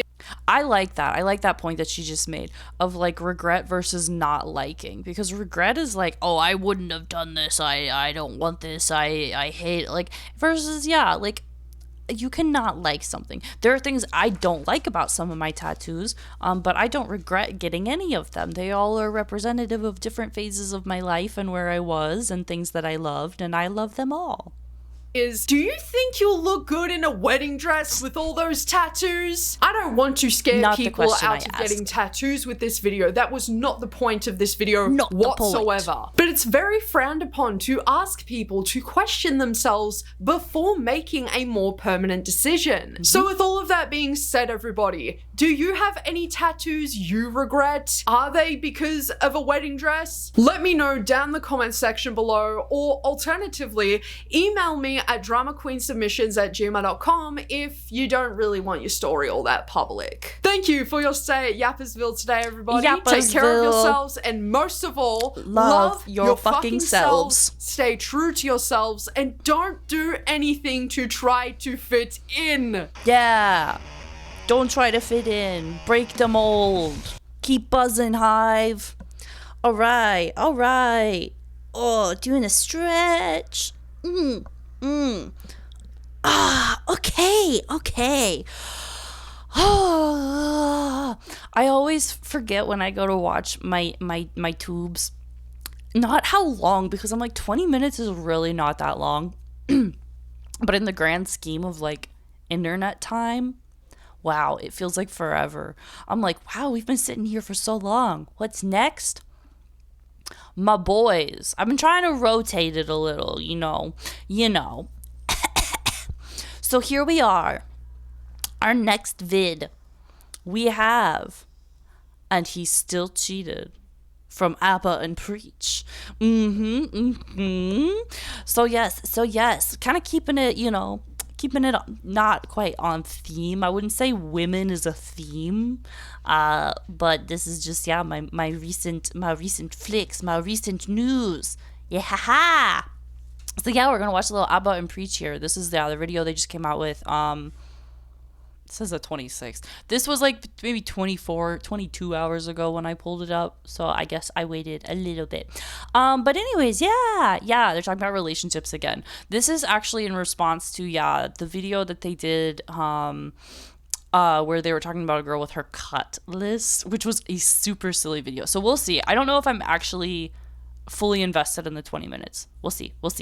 All right. But it's talking about relationships. All right, let's go. So we covered her video a little while back. She happens to be a local. There you go. See, that's hey. A lot of people who like she's not a real person. Yeah, this girl. She's a real human being. They thought you was AI. I know, I got that a lot. And you're not AI. So they're doing a chat with her, not AI. No, I'm not. And proceeded in taking the most AI pause. The dash. No. That was funny. I know you did a video reacting to the video that we did in regards to. Oh, she reacted to their video. I just want to play one part of the video because I did enjoy this part. Initially, when I saw the video of AB and Preach, she called me AB. You know what I mean? Sorry. I felt like a new person. I'm not gonna lie to you. AB. She said AB and Preach. I'm sorry. I ain't never heard AB before. I liked it though. But I've heard Aba, Abu, Indian. Abu is. But she hit me with an AB. That's new. How do you feel about big gestures? You know when someone rolls up with a bouquet, like 10 bouquets and shit like that. I think it's important, yeah. Some people don't like big gestures. I do. But I think it's so cute. With this, I want to play a couple videos for you. So it says, POV, it's your first time being loved properly. She walks in. Out of here right now. What the fuck? Oh, it's cute. It's so cute. Beautiful, right? Baby. Get the fuck out of here. He went crazy. He put balloons. He got little hearts everywhere. Like, that's effort. You know what I'm saying? That is effort. She posted this. It went viral. I think I got like 42 million views. I feel weird about that. Like, I don't like how it was captioned. It is like, oh, you're being loved properly for the first time. So, like, is that saying that people that don't have the money to do stuff like this can't love you properly? And I that's very classist in my opinion. Like, okay, just because you don't have the funds for flower petals and all this, like, extra shit, like, it's the properly part. It's like, no, you can love people in lots of ways and be there and show up for them and spoil them, like, however you have the means to. What standard is that by? Who's setting the standard? Like, this is properly for whom? 42. But of course she's gonna be like, so it's she put fine. a little update. He was cheating on her the whole time.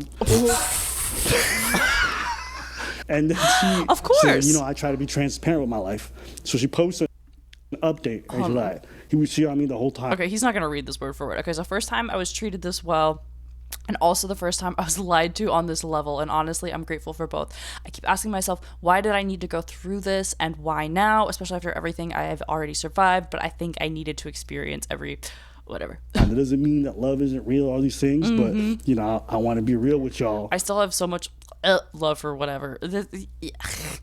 People be cheating. Like, there is no, and that's the shitty thing, because people glamorize this so much. So when you say things like, oh yeah, being loved properly for the first time looks like this, I'm sorry, it looks like love bombing. It looks like overwhelming someone with emotional, like, oh baby, you're so sweet, you're so perfect, I love you. People that, like, are so in your face sometimes are genuine and sometimes are not, and unfortunately it's really hard to tell the difference. So don't be like, this is how you love someone properly. You love someone properly by, like, actually connecting with them emotionally and, like, understanding them and their soul, their likes, their dislikes, honoring their boundaries. There's lots of ways to love someone properly, and it's not just through gifts. He was a garbage person. And I bring this up because I feel like this is like a tag I see a lot. I'm gonna mute it because we can't have that copyright music. We can't have that copyright she's here music. showcasing all the big gestures that this guy's been doing in terms of delivering flowers, doing like these gifts Love and stuff like that. bombing. And now she's like rebuilding her life, and she's talking about he still cheated or whatever it is. Yeah. Coming fast forwarding to today, where we got the Christy, Scott, and Desmond. You're telling me that I could have money, I could be super attractive, I could have been with him for 20 years, have children with him, and he still could cheat? Yeah, that's called life. Being in a relationship is so scary. I don't want to be in one anymore. Like, this was a common sentiment I remember seeing a lot. But I want to ask.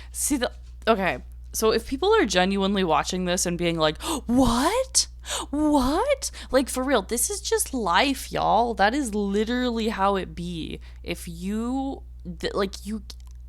I don't want to reinforce the negative cognition that is already implanted in my brain that you can't trust anyone.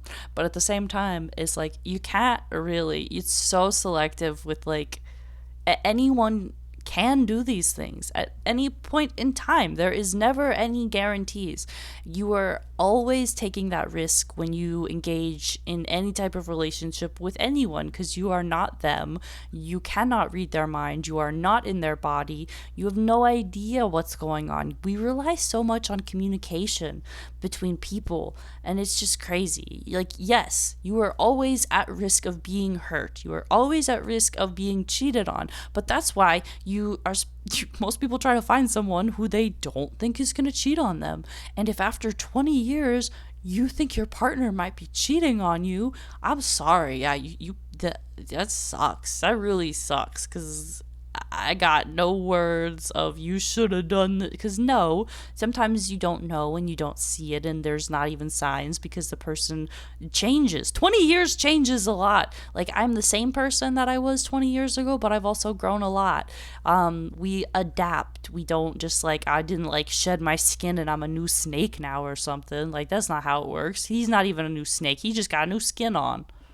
Ask you, fellas who do these huge gestures, who spend this money lavishly and, do this kind of giving in a way, and it makes the person feel to some degree secure. I was a child 20 years ago. Exactly. Does any of that ever make you go like, oh, I should be a little bit wary when it comes to these kind of But big you gestures? still are that human being. I don't think so. I still think that men should do it. Oh, did our honeycomb do an age does that reveal? mean I that was a man reading would cheat? chat. Yeah, 'cause men could be a homeless. All I and said they'll was still I'm the find a way same to cheat person with as the I was next 20 homeless years girl ago. next door, so which I guess shows that I'm at least 20 years just old. Men cheat, but that maybe we should address men discipline and the reason why they cheat.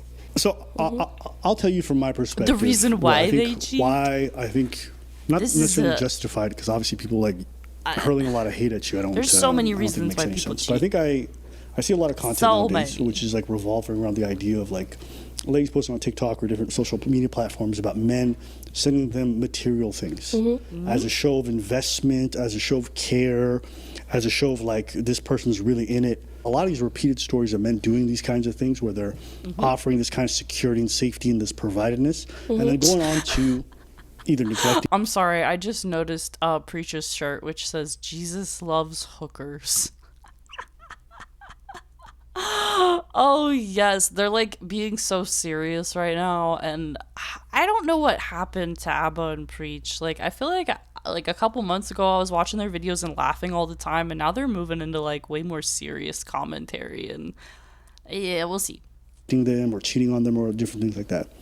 And I'm seeing a lot more content relating to, you know, motherfucker pay my bill. You know what I'm saying? Is there any reflection for ladies who post in a lot of this content where they're thinking to themselves, they're almost offering a cheat code to men? Because men, how they're interpreting, especially those with bad intentions, is like, if I just spend money on them, they're going to feel safe. If you know it's going to garner you their affection, but that's what people you don't have to work hard. You don't have to do any emotional labor. You don't have to do any self-reflection. A lot of the guys I know who make money, when they talk about dating, they almost talk about like, this isn't like anything new. All I'm hearing right now is, from their perspective, is that men are seeing, oh, I can just spend money on this hoe and she'll shut up. And that's like a tale as old as time. Like, how many housewives do you hear about that it's just, oh, he got me this, he got me that. Like, this is not anything new. Why are they acting like this is new? The difference is now girls just want that treatment earlier and earlier. It used to be you had to marry her, and then she got all, then she was locked in. It's just gold digging. It's just gold digging. That's all it is. They just, like, it impresses them because they're impressed with the material objects. If you're dating a girl who cares more about what you gift her than how you talk to her, how much time you spend with her, I don't know what to say to you. Like, I pick someone better. Some people, gifts are their love language, sure. I also think it might be a cop-out in our capitalistic world to say that. Because everybody loves stuff. And I don't know if they actually love you or if they just love the stuff. Like, I don't know. It's a cheat code. Really? Mm-hmm. Oh yeah, it's a cheat code. I've definitely heard that. Like, more and more, there's so many people who will flock to you. And I'm not saying it's like a new phenomenon, but I'm like, when do folks get hip to the game? A lot of times dudes are just substituting emotional labor for finances, and they're doing that because a lot of ladies are telling them this is like one of the most important things. It's really interesting, though, to hear about it from his perspective, because I always think about it from, like, the woman's perspective, and I do end up, like, bashing women where I'm like, they're just after his money, but he's phrasing it from the guy's perspective of guys are actually sometimes choosing to replace emotional labor with just the financial, okay, if I can just buy her stuff, then I don't have to engage with her emotionally. So that's interesting. So that's what I want to bring up to you. I think that the mindset of a lot of women is that if I'm going to be in a relationship with that person and they might cheat, I need to get something out of it. Quotes, but not like in her TikToks. Yeah, because at the end of the day, like, if you're going to cheat on me and we both doing 50-50, like we're roommates. Ain't that nasty? I understand what you're saying, but I mean, you're saying, I'm going to get cheated on. Let me at least get a nice dinner. But it's like the capitalistic. I'm leaving here with something. I'm leaving here with something. There's a capitalistic thing and way of seeing things. It's always capitalistic. Like, our relationships have become, I would be lying if I said, like, financial exchanges. And if you end up cheating, at least I had something. I got like a tennis bracelet out of it.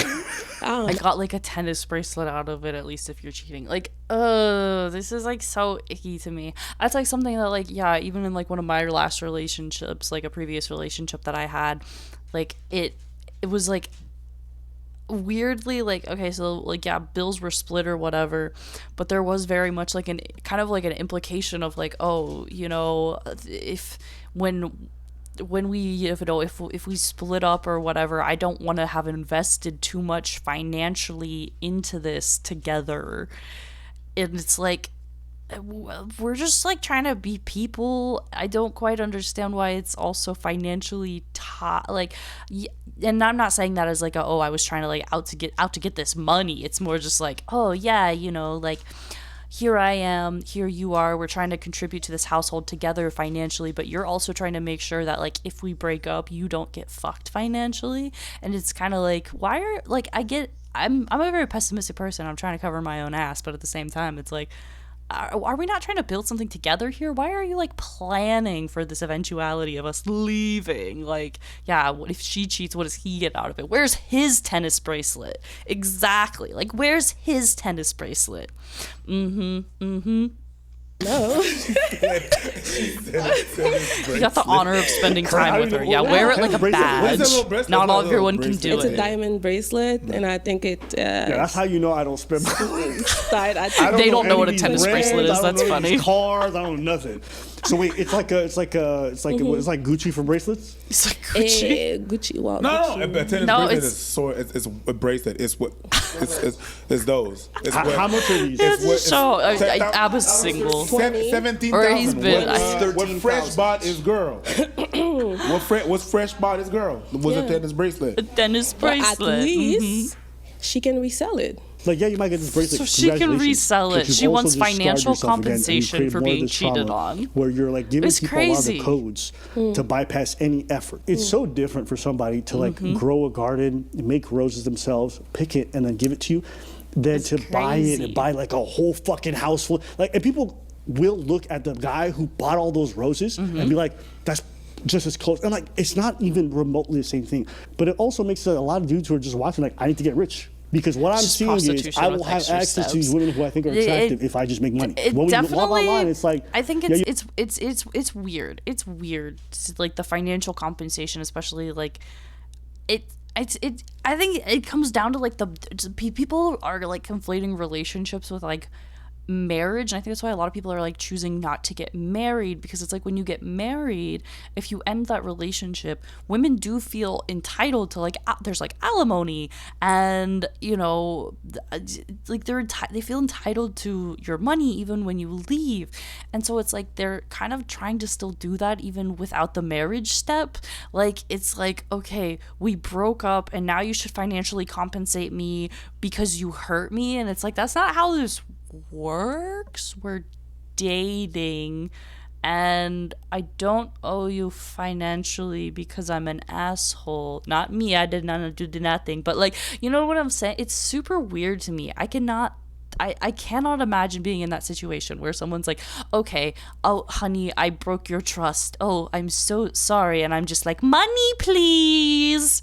For my tears, I will take you to court for this. Money, please. It's crazy. It's crazy. I'm going to head off now, my queen. Goodbye. Yes, thank you so much. Thank you so much for stopping in. I hope you have a beautiful rest of your Tuesday.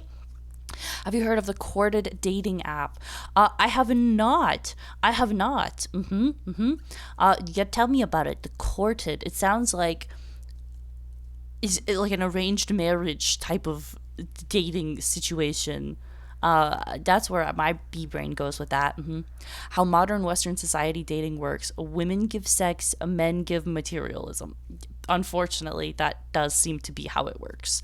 And it is very sad. It's very sad that that's what we are reduced to, of like, okay, I want things and you want other things. You want my things. I want material things and you want my bits.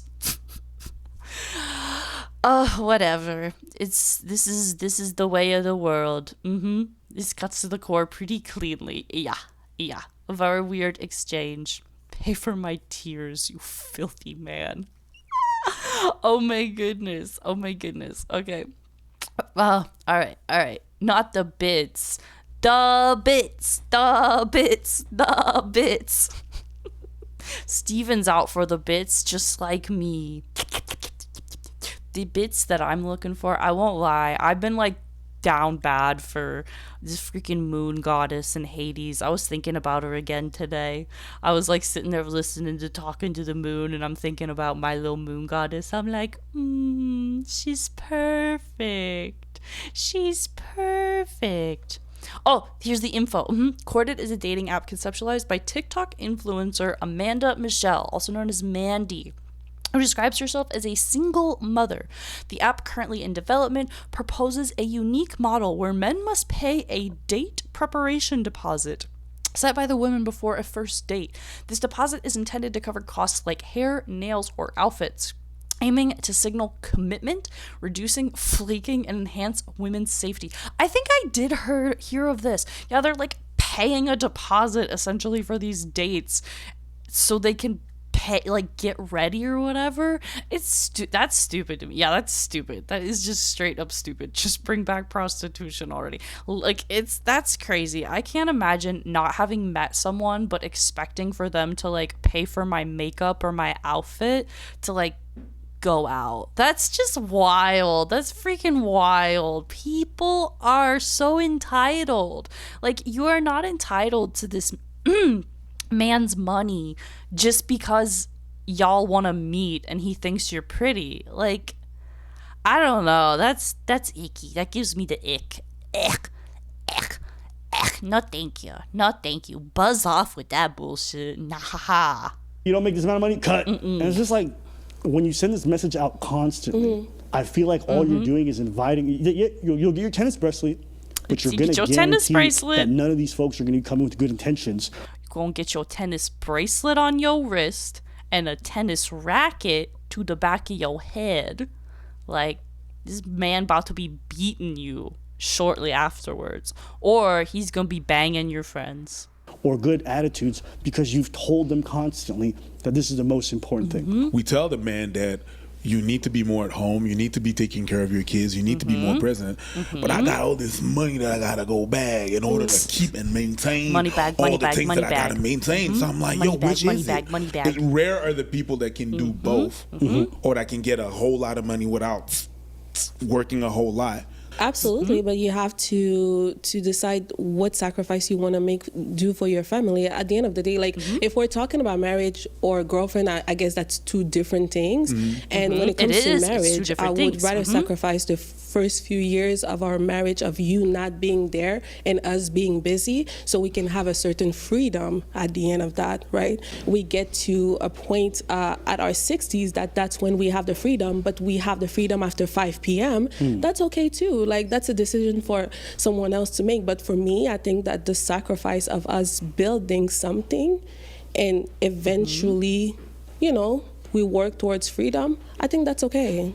There's become an overemphasis on finances, and I feel like folks have really believed that finances and men spending their money means something. And in my opinion, I think men spending money on women is meaningless. Yes, I agree. It's not something that matters nearly as much as people think. Like, I've always been like this too. Like, it's just, money does not equal happiness. You will not make me happy just by, Like, it's not it. We got to get that honey, but also, like, honey is time. Like, it's not just, it's not just the physical objects.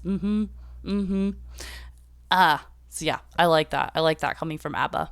Find the person that makes you happy instead. Yes. Doesn't just make you feel good because they're like overloading your senses with dopamine and physical objects. Hasn't it been like that since the beginning of time, though? Don't you have to give like a goat, 3 goat, 5 chickens, and a She's talking about fucking dowries for you to get the wife, and like you've had to make men an exchange. Men have learned that if they give that 3. She's bringing it back. She's like, bring back the dowry system. That's what she said. She's literally advocating for it. She's like, don't you remember back in the day when you had to pay to have this woman? She wants to be there again. She is calling for it. Oh my gosh. This is crazy. That is crazy.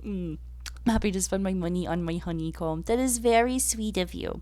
Very sweet. And we do appreciate the contributions to the hive. Absolutely. Absolutely. Don't get me wrong. I will always be grateful. But we did have a big talk about, spending within our means and, making sure that, we're not, just like overindulging on things that, we don't need to. Like, we don't want to feel obligated for things. And this bitch feels obligated to you and all your money if you want anything to do with her. 3 gold and 5 chicken, they can still sleep with you. So like, I understand what you're saying, but like looking at that now and being like, oh, it's still valuable. It's not. It's not. It's very easy for a lot of these dudes got 30 gold and 700 chickens. 30 gold and 700 chickens. You. And you be like, oh, that shit, but I'm not you specifically. This woman forgets that she wouldn't get to choose the man. That is such a good point of, back in the dowry system at times like this, there was no, there was no cut list. Like, she was, originally on this because she was talking about her cut list. And it's like, of all of the things that she thought, if a man does this, he's canceled. If he does this, he's canceled. If he does this, he's cut. And it's like, girl, you would not get to pick if there was a dowry. Your dad would be arranging that for you, or your mom. Somebody in your family would say, let's marry you off. All right, who can pay the most? I'm sitting back here like, no wonder these dudes are going to just chase this money. Like, y'all have taught them if you want access, they don't have to work on themselves. They just got to throw the chicken at you. I genuinely... Throw the chicken at you. Throw the chicken at you. I personally think a lot of people are playing themselves by putting this kind of stuff out, because I'm telling you, it's super. I know middle class dudes who they'll fucking go into debt without second guessing it to throw money at somebody or to flush it in front of them. Like, a lot of people fall for it because they've been told by social media, like, a dude spending money on you means something. It means nothing. See, and this is why it's important, to like make points about, not spending beyond what you can and things like that, especially in communities, where, donations and support are like all about it, because we as creators are so grateful for every contribution, but it's like, don't give in to that shit, that the propaganda that spending money is like the end all be all, and that's how that's how you're gonna get a girl if you just throw all of this. It's like, don't be that guy. Don't put yourself into debt. It's crazy to hear that that's a common thing for guys to do, to put themselves in debt because they are trying to impress people, trying to impress potential mates. That's rough. That's no. No. Oh my goodness. Oh, okay. Oh, all right. Let's get back into it. I'm saying this like earnestly. If someone's not going to make a lifelong commitment to you, the money they spend on you means nothing. Absolutely. Like, you're absolutely right. That's why I think that women should be abstinent until they get, married. My girlfriends, my homies, they talk to me and they tell... Abstinence until marriage. What an unrealistic expectation in society nowadays. We're all cook. Everybody's cook, but nobody's eating. No freaking way.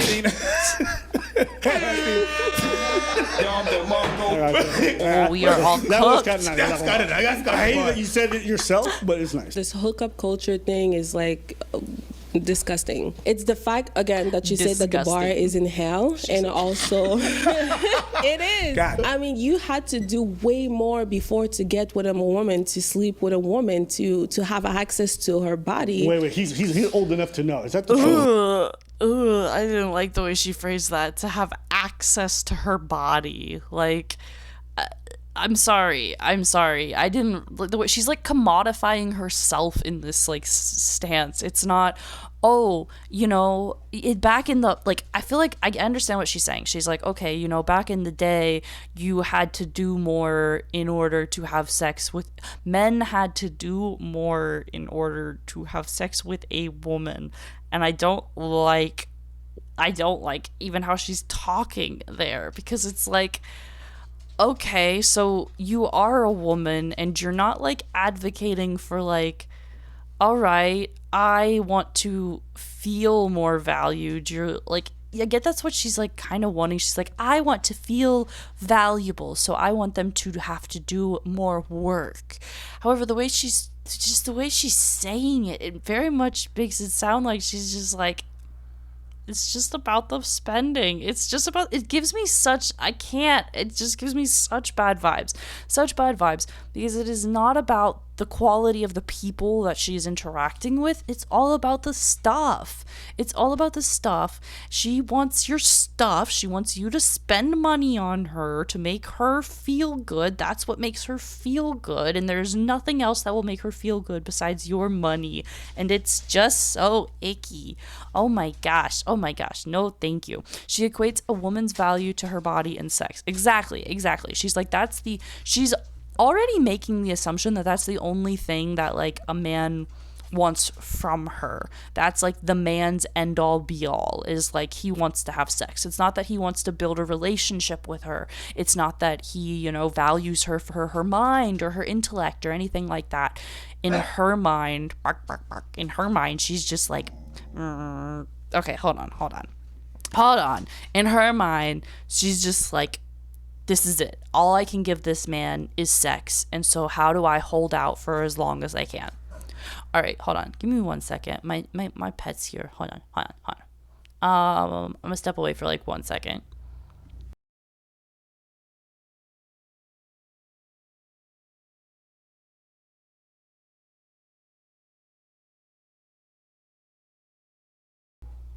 All right, busy bees, we are back. Sorry about that. My little rascals were getting all riled up, and it's very hard to focus when you have little fur creatures running around your feet. All right. Let's get back into it, though. Oh, yes, back in the old days. I'm 30. Can I ask you the age range? My girl, I'm 36. That was not my reality at all. Really? What did you say you had to do to sleep with somebody? I mean, you had to be in a relationship. What's it? You to be in a relationship. You have to be in a relationship. Knocking boots. I was okay. You're right. It was kind of loose. It was loose. Motherfuckers was on. But at least the man would pretend to be in a relationship with you. Ew, pretend. Like, why do you want him to like have to pretend? Like, if you. Like, there doesn't need to be a standard. People can have sex outside of relationships. They can have sex in a relationship. Like, you do you, whatever makes you happy. There doesn't need to be a standard for how relationships work. And yeah, if you want to participate in hookup culture, participate in hookup culture. You want to wait until you're in a relationship. You want to wait until you are married. Who fucking cares? But don't tell other people how to live their lives. I'd rather they lie to me than my girl. The fans that they have decided to track me, look for me, and basically bully me and threaten me, and even over me sharing my preferences, what I want for my life. So I was wondering, like, what exactly made the man mad? As you saw our video and you got a lot of responses, because some of them were negative from some of the people who hated. She's like, what made people so mad? I only like detailed this long list of reasons why I would cut you from my life. What are you mad about? Like, I only made you my kill list. They were hating and shit. What was your experience? Mm-hmm. My experience was, well, prior to you guys commenting on the video, I already had a lot of backlash from men. When you posted on Instagram? So I already had like people saying, or men, mostly women liked it, but men were saying like, of course, you don't deserve that. Are you a virgin? Like, they were saying the craziest shit, right? Are you a virgin? But when you guys posted it, then even higher level. Exactly. Gotcha. It was even worse. But I didn't blame you guys for it. She's like, I didn't blame you. You gave my video more attention and it got more hate because I'm a horrible person. She's not a horrible person. But girl, yeah, if you want to go around airing your like arrogant shit, then yeah, you're going to get some hate for it. Like, she wants to feel like she has the moral high ground. Exactly. She wants to feel like she did nothing wrong, but it's not she didn't even do anything wrong. You are entitled to your own preferences, but also other people are entitled to be like, bro, your preferences are crazy. Have fun with that. Don't impose that shit on me. Because her value is in her beauty, body, and sex. There's only a limited time she can have those requirements. Absolutely. Or anything, like, I didn't feel like your reaction was any type of disrespectful. I did clock like a bit fréquencité. I'm a Haitian, so I'm kicking. You know, a little attitude from you. My girl, the way you said cut was fréquent. So don't even come to tell me. Actually, I'm going to say that is true. My girl. I'm sorry. Oh my God. You don't have solutions or you can't help me? Cut. One fréquent to another. Okay. Sure. I got very weird DMs, I would say, even death threats. Tell us about the weird ones. Was it just like, okay, but sending someone death threats over this is also crazy. There's no reason to be doing that. Because like sometimes when you get hate, it's not actually hate. It's people just get mad at you because you're an attractive woman. No. And they hate you. Remember when you was in kindergarten and you had that little boy pulling your hair? He really liked you. Could be that, but I really think that it was some kind of like underlining hanger. Okay. For women in general, as of like, we don't deserve anything, you know, like we don't deserve to ask anything, to demand anything from men. I have no idea what these comments were, the hate that she was getting. I think people are perfectly entitled to say, you know, to hate on this post, but yeah, death threats, like hating, you know, threatening her life or anything because she has these preferences, that's crazy. But being like, girl, this is stupid, that's different. And if we do, then it's a problem. Then it's like, okay, but are you 100 pounds? Are you skinny though? But are you like pretty? Are you like this type of color?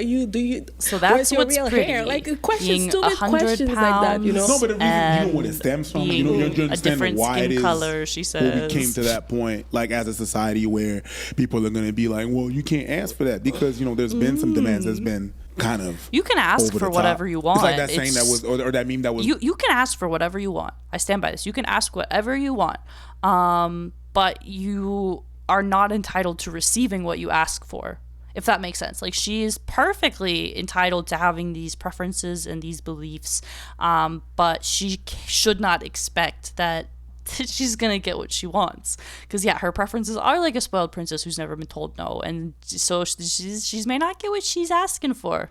It's like she's asking for a real man, but she ain't got no real this, no real that, no real that, no real that, but you want a real man. You understand where that's from? No. You don't? No, I don't. My bad. I'm sorry. Cut. Because the reason why I don't, it's because I don't feel like a woman has been asking for anything ever. A woman has just been taking men for who they are. They've settled a lot. And on top of that, like women have been asking for nothing ever, she says. That's so not true. Women have been fighting for like everything forever. Like, and that's not to say that like, oh, so I'm in agreement that like women should be asking for things. Women are entitled to ask for things. But girl, to say that we've never asked for anything, like we fought for our rights, we have progressed so much in terms of economically, like in the job force, as trying to break out of homemakers, like we just went through our whole girl boss era, and like now a lot of women are trying to come back to a softer, they want the 1950s life. And so it's like they have never maybe asked to be treated the way that she's trying to be treated, in terms of directly saying outright, this is what we deserve, to be treated like spoiled gold diggers. But like, women have asked for a lot forever. Like, not forever, for a really long time, women asked for nothing. You know, we just shut up and take it. But like, especially this last 100 years, what the fuck is she on about? Like, girl's crazy. Like, yes, you can ask, the assumption that the statement that we've not asked for anything, that we don't ask for anything, is crazy. We ask for like everything at this point. We want everything. Women has been asking for things. We want everything, and we want to do nothing. Like, that's what it feels like in terms of like women's, like what I see online is women bitching a lot about just everything. I feel like I just see women on TikTok just want a man to pay for everything and to do everything. And they still want to do things, but they only want to do things for themselves. And they don't want to do things for other people, unless it's maybe their children. But they want to have children, but they don't necessarily want to raise the children. They just like having babies and being like, that's my mini me. And then like giving it an iPad. And just get back. Like, if you're talking about the span of time, yes. Like, it's just recently that women been like, I want this, I want that, I want that. It hasn't been 30 years. Yes, that's true. Okay, so let me ask you. Well, what do you feel like are some like that's this entitled princess? Give me everything because I'm pretty. Exactly. For me or for women in general? For you. I don't want you to speak for everyone else. Okay. Just for you. I think the main demand for me would be to seriously to be a man of God and submitted to God, because of the society that we live in right now is so demonic. So you have to be aware not for me. Of who you are as a person. So demonic. Who's leading you.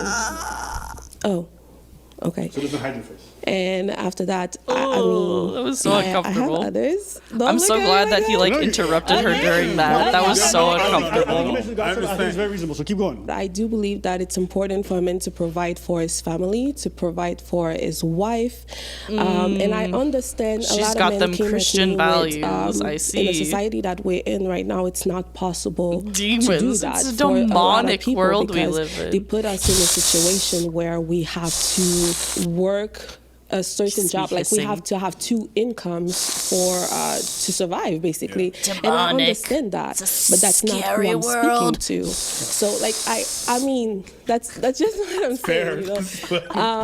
I don't gotta deal with that shit. You know what I mean? I ain't talking to you, broke niggas. I mean, no, that's not what I'm saying. That's literally what she's saying. There.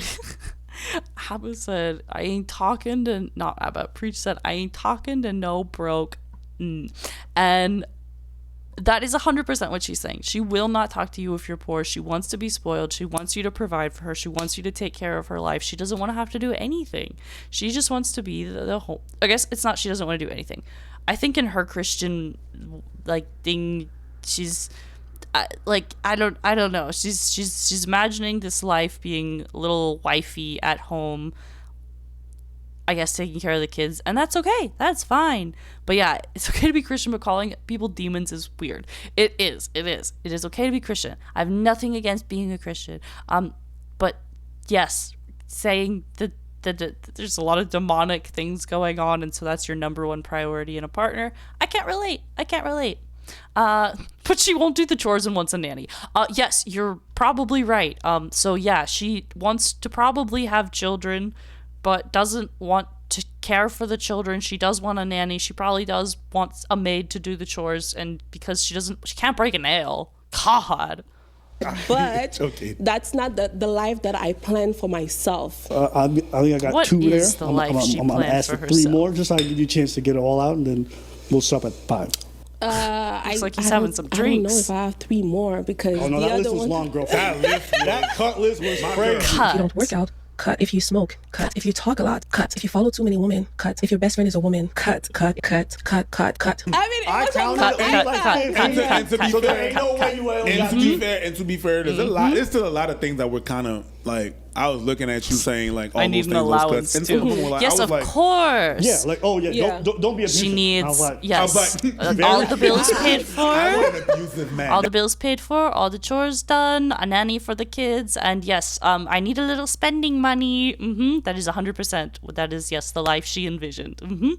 So glad we have our honeycomb queen instead. We be getting them good hive chats. That's great. And I'm just laughing because I can't imagine. And I won't cut like, you. Yo, no killers. No way. yeah, I mean, and that killer's gonna read that shit like, you're safe. No the killers. other thing would be maybe more superficial. I guess I have to be attracted to. She said more superficial. So it's not already superficial, like her entire list of like superficial attributes and nothing to do with like your actual personality or character or your aspirations for life. It's all about what you make and what you do. But more superficially, she also wants you to be hot. To you, and you have to be attracted to me. I think that's very important. Yeah. Actually, and you have to think I'm hot. Get with somebody who they don't find that attractive, but they settled on, and the person sometimes reads into that because they can see that they'll look at other people with more interest physically than them. And I could imagine being in that position. A weird feeling because like, if your partner doesn't make you feel physically desired, but then you see them on Instagram just liking a bunch of ladies, like, I could understand that fucking with your psyche. Even as a man, if I had a girl and like she was over here just being like, ugh. But with me she's like, oh yeah, that'd be rough. Fuck me up. You mean as a man, as a person, you're just gonna be sensitive to that. Yeah, sure. Yeah, so one thing you said was like, I want him to look at me like I'm the most attractive. If I'm not the most beautiful woman in your eyes, to you, not to the world, but to you, cut. Yeah, we stopped there. So I want to give you a chance to explain there. Yeah, this was a part I remember watching and I was like, that's kind of a lot. But then at the same time, yeah, I do understand being in a relationship, and it is hard if you don't think that your partner thinks you're attractive, but you think your partner thinks a lot of other people are attractive. It wears you down a lot. And like, it's not a good feeling, for your self-esteem when you're like so worried about not being attractive to them. You want to be cute. You want your partner to want you. And when you don't feel that level of desire, it can be very detrimental. So I did. At first I was very much like, girl, that's crazy. The most beautiful, I think, is maybe a little unrealistic, because the most beautiful is, there's a lot of fucking people in this world, and there's a lot of attractive people in this world. I think it's enough to be like, yeah, you hot stuff. It doesn't have to be the most. That's so like black or white. I remember us stopping there. The way that I see it is, I know I'm not the most attractive person that exists on this planet. According to society, I am to myself. I don't care about what to herself. She thinks she's hot shit. According to society, maybe I'm not the most attractive person in this world, and there will always be another girl. But good for her. Good for right? her, thinking that she is the hottest in her eyes. I choose you to be the most attractive person that I've Our ever honeycomb been is with. hot honey. Does that make sense? Yeah. Yum yum. Yeah. The moment that you decide that that person that's in front of you is not, then your mind starts wandering and looking elsewhere. So you think that if someone doesn't think their partner's the most attractive, that they're gonna be more prone to cheating? 100%. Because okay, as the 20-year married man in the building, I'm gonna let you go. Get off. Because we've seen it in the news and recently there's like influencers that and she Jasmine Scott and Christy Scott, I got you. I'll be on TikTok. She was deemed as attractive. Yes. Super attractive. Oh yeah, this is the news that we looked at the other day. Boom bop, this happened. Oh my God. I don't think that there's something that can prevent anything. If somebody's got to go, they will go. I get that, but I do feel like it falls under the line of discipline in a sense.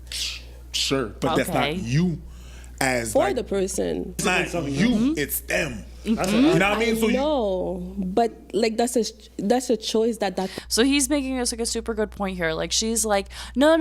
My partner has to choose to see me as the most attractive person in the world, and he's like, okay, but it doesn't matter if you're the most attractive person in the world. Like they might still cheat on you. And she said, no, but they have to choose not to cheat on me because they choose to see me as the most attractive. And Preach is like, they still gonna cheat on you. Like she's not making sense here. How does like 1 + 1 = 2 here? Like I'm not. I understand. She's not lining it up. Being hot doesn't stop cheaters. Exactly. Like not even the teeny bit. Person has to make for themselves. That's what I'm saying. I understand that, but when you link it to you have to find me the most attractive person in the world, it's kind of like if you don't find me the most attractive person in the world, you're gonna veer off, which is not to me. It is not the reason. No. I really enjoy this talking. I think now hearing you long form, I think I'm glad we had this talk. It was nice. I think he ended that terribly. He does. He just be ending videos like so abruptly now. Wow, there was like a shock that it was even over. But yeah, I do agree. I do agree that there's it was good. It was good following up on this because I did like that video with her cut. But yeah, I don't feel like I agree with any of it at all. She did not change my perspective. It's over, right? It just like ended. It just ended. All right. Okay. I did have one more, but this one's 30 minutes. It's a 30-minute video. I don't know. What do we think, Hive? I've been chatting for quite a bit here. Do a stretch.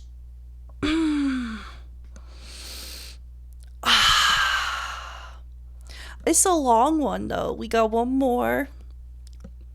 All right. We can do one more. We'll do this. So, I primed up one more. I'll stay committed. I'll stay committed to my video list today. All right. All right, busy bees.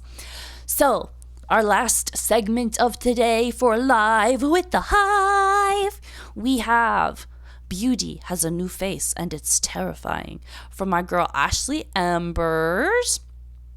So this is her little video here about our girlies. Yeah, finish the list. Live with the Hive. I like these videos. They're very informational, very informative. So not brain rot.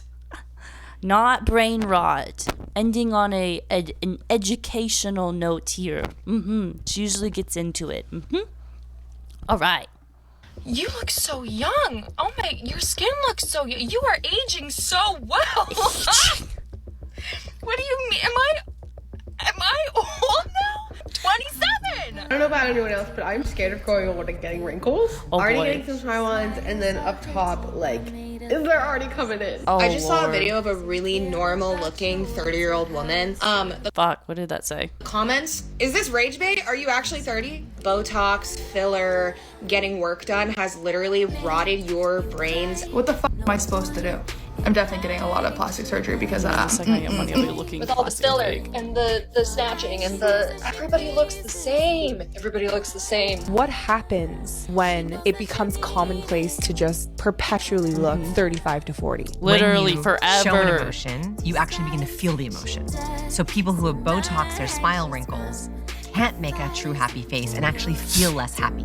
If the muscles can't contract to feel the emotions, the brain doesn't feel the emotions. But next time you see me, I'll probably be looking 5 years younger. We live in a society of abundance where basic needs are largely met, as we have more access to food, shelter, and goods and services than at any point in history. But the human instinct to crave... Yes, I see here in the chat. Yeah, but there's so many 20s looking 40 plus now. Yeah, I feel like there's like... It's like one way or the other. You're either like heavily into filters, plastic surgery, like trying to look young, like the celebrity face is like ever trying to decrease, and like the influencer face and that's becoming more normalized. It's like it's leaking its way down, but then at the same time, yeah, there's a lot of people that aren't taking care of themselves and have been like destroying their skin through this overconsumption of like beauty products that are not meant for them. Like there's a lot of like, you know, younger kids that are using things inappropriately that's like ruining their skin and ruining their health, all in an attempt to try to avoid looking old one day, and it like completely backfires. It's so awful. More doesn't disappear just because our survival is no longer a primary concern. So what's left to strive for when you already have everything you could ever want? Well, time itself. In a post-scarcity society, everybody was youth afraid has of become dying. a currency and a clear marker of success and vitality. With previously unimaginable tools to manipulate our appearance now at our fingertips, aging is no longer inevitable but optional. Every flaw, imperfection you see staring back at you in the mirror can... It's like the amount of time that people take out to edit stuff like that. I'm like, it's insane. You're really gonna sit there, stare at your one photo, touch up every little thing. Like, is crazy. Photoshop is wild. Now be pulled, smoothed, and snipped away. At this point, cosmetic enhancements have become the norm rather than the exception. And if you choose to deny it, then you're the outlier. I legitimately used to follow a page in like the early days of like Snapchat stories and things like that. And I followed a page that was like all about like being like extreme cosmetic surgeries and like being addicted to like cosmetic surgery, and it was like, oh my god, isn't this crazy? Like people are doing this to themselves. And it is like I was watching season 10 of Queer Eye, and this was the first time I'd ever seen them do something like this. They freaking like had Botox injected into this girl's armpit just like at Jonathan's like beauty segment. I'm like, what the fuck is going on now? He used to just give haircuts, and now they're injecting Botox in this girl's armpit so she doesn't sweat. What the fuck? But to that we have to ask ourselves, is this really our fate, or just the premise of one of my favorite teen dystopian series, The Uglies, I read at 13? Honestly, it's hard to tell, isn't it? And that's why we're having this conversation today, because the anti-aging industry is freaking me out. Just look up any celebrity over the age of 30 and they seem to be defying the passage of time. So that's what we're going to dive into today, how the anti-aging industry got here, the trickle-down effects on the everyday person, and what it really costs to chase the fountain of youth. You remember that book? I don't. Where was I? So it's not new for people to obsess over beauty and with it youthfulness, we've always done as they go hand in hand. No one wants to be young but ugly, or God forbid, beautiful but old. It all goes back to the fact that humans are naturally drawn to signs of health and vitality because that's what you needed for survival and reproduction. So in that sense, it adds up. But in today's day and age, at least in North America, we don't need to pick our partners based on who's spry enough to scavenge for berries and mushrooms anymore. No, but like it's why we're like more naturally attracted to quote unquote attractive people, because it's a biological wiring of like, there are things that are quote unquote attractive, you know, having parallel features and good looking hips on a lady, and like we like to think of ourselves as like, we're so evolved, we're these big brained humans instead of these little bee brains, and it's like, that's kind of true, but also we are just animals. I hate to break it to y'all, but when people say like humans and animals, I get so goddamn triggered. I'm like, we are fucking animals. Like, that is literally what we are. We are not really much different. Genetically, we are very similar to like most of the living creatures, mammals especially, 100%, like on Earth. It's crazy to me. It's like, stop it. Stop separating ourselves. Stop putting ourselves on such a high pedestal. We are still our biological roots. Absolutely. I prefer being a bee brain. Me too. It makes me much happier.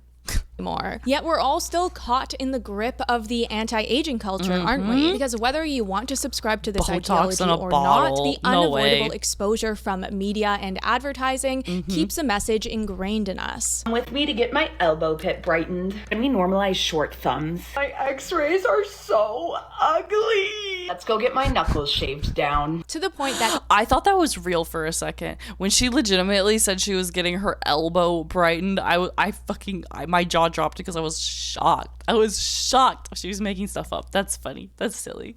The anti-aging industry is now estimated to be worth $47 billion US as of 2023. But just because everyone wants to stay young forever doesn't mean they can, right? If I learned anything from growing up in the 90s/early 2000s, it's that all of these women who slathered on the Olay Total Effects anti-aging moisturizer still aged, didn't they? But the reason we're talking about this today is because those tides are turning, and we're slowly creeping upon sci-fi levels of glow-ups where women are seemingly turning back time. The most notable example being Kris Jenner, whose facelift last year sent shockwaves through our feeds, as we've never seen such a believable transformation before. Yeah, and now she's the poster child, or poster elder, I guess, for 70 going on 30. This is the start of a new age of anti-aging procedures and treatments where they are becoming undetectable. Previously, facelifts were something to pity over, like, oh, did you see what she did to her face? What a tragedy. Because they did look a little crazy, didn't they? For real, this is like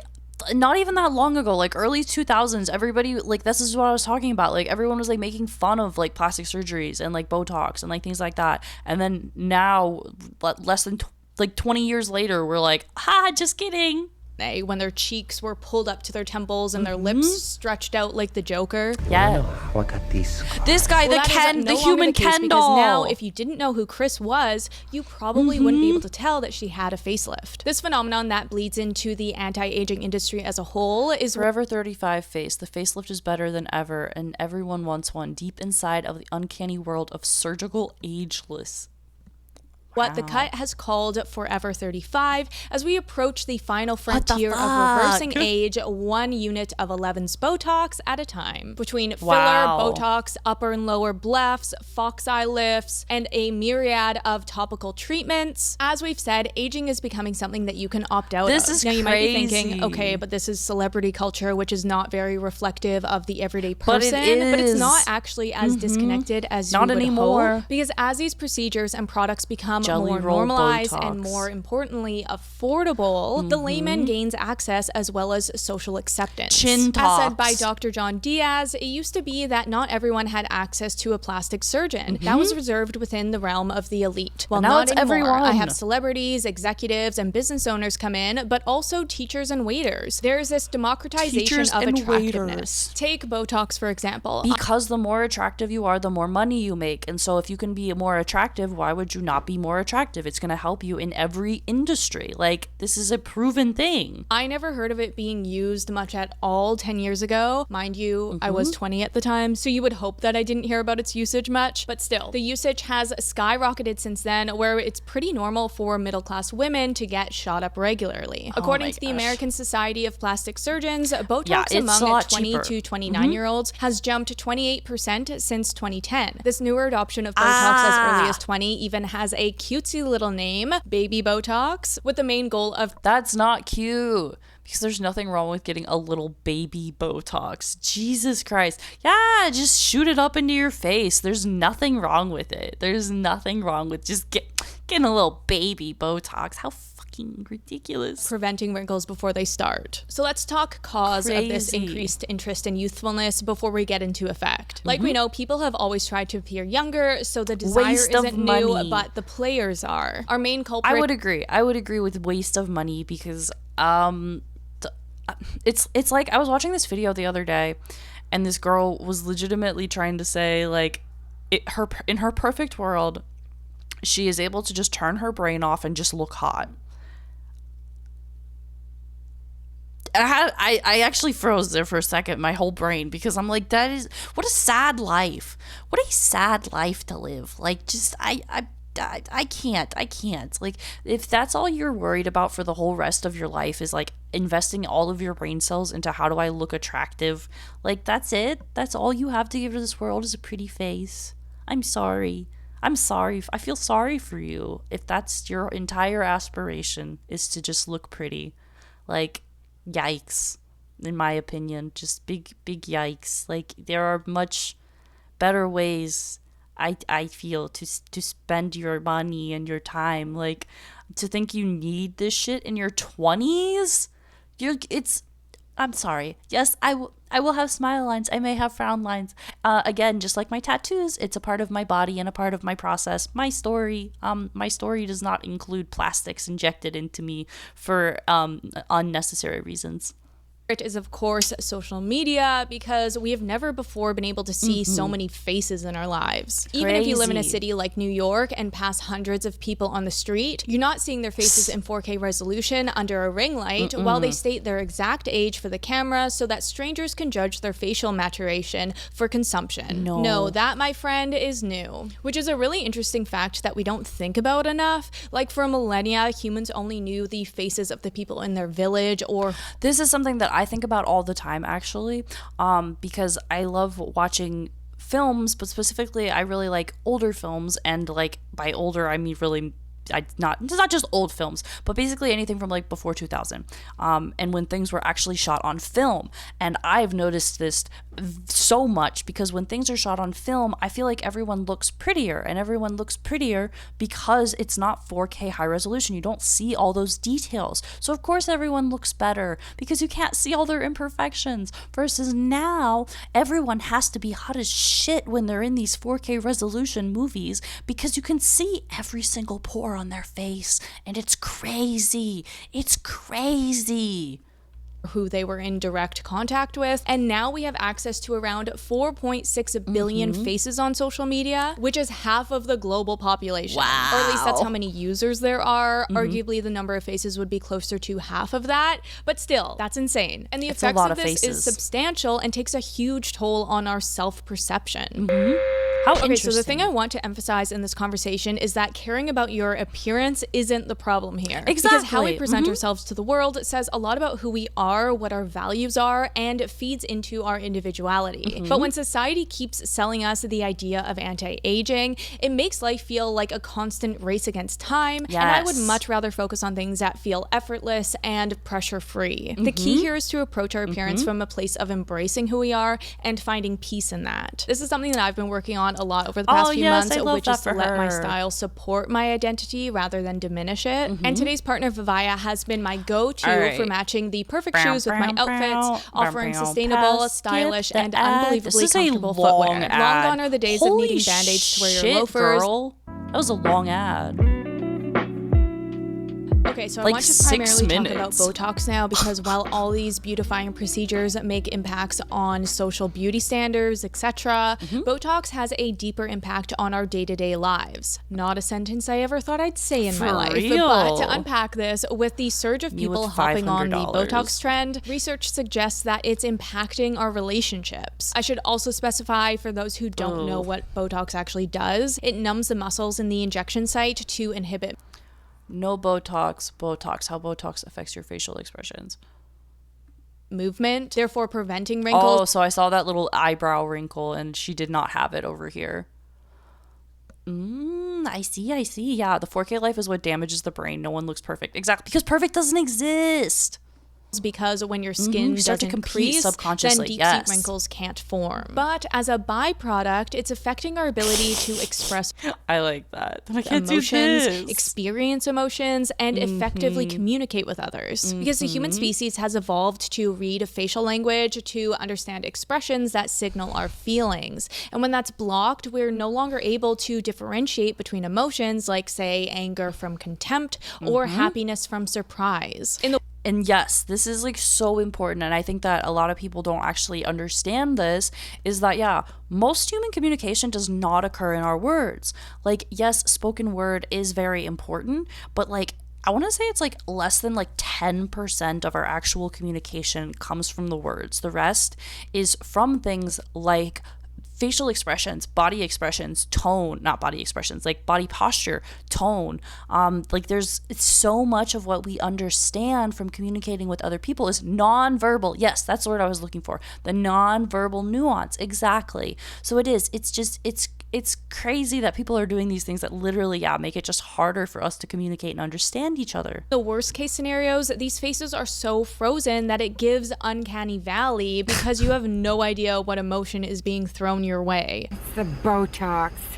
I can't show emotion for another hour and a half. But we're not just talking about the over-injected celebrities who have gone so far as to completely eliminate movement in their faces. It's just as much of a problem when muscle movement is only partially limited. And this is because of the importance of micro-expressions, which are kind of a subconscious emotional leak, where our brain processes emotions faster than our conscious mind can manage them, leading to a quick flash of emotion. Humans use these signals for a lot of things, like building trust, as we can detect deception as hidden emotions or intentions are revealed ever so slightly. But even more interestingly, when we see the emotions of others, we actually mirror them through our micro-expressions, helping us understand how they feel and strengthening our connection. Facial mimicry is almost instantaneous, as we humans have this miraculous...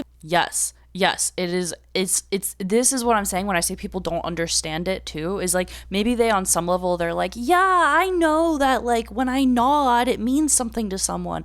But no, it is so much smaller than that. Like, you don't have to put conscious effort into these things. Like, we are set up to respond to our fellow people so naturally and in such small ways, and most of it is not occurring on the conscious level. Ability to track the slightest flicker of change in one another's faces. These micro-emotions are often so subtle and hard to detect that they can only be measured through EGM, which uses electrodes that are sensitive to the faintest movements of the facial muscles. Most of the time, you aren't even consciously aware that you and the other person are involved in this micro-mirroring exercise, but the brain registers it, and it contributes to your feelings of connectedness. Likewise, if you or your partner fails to reflect each other, you may feel unsettled and disconnected without knowing why. Yes, and as you unsettled or disconnected and you don't know why. Like, that is a huge thing. Yes, huge.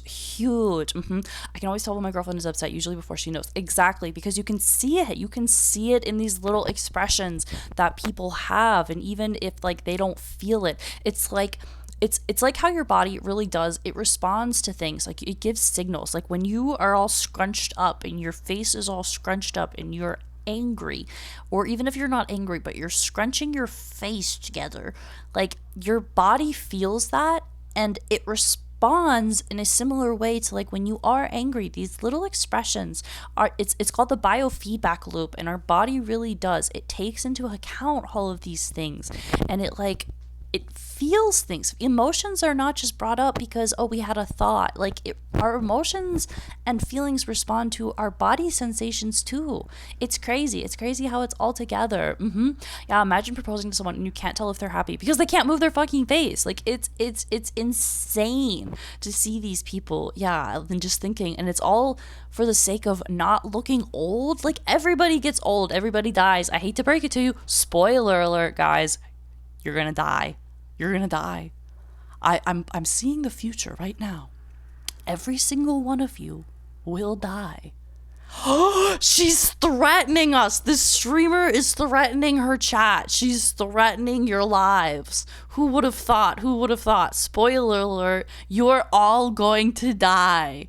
It's time to panic. Just kidding, just kidding. Who knows when your little lives will end? But we are all fated to die. I hate to be the bearer of bad news. It's coming for us all.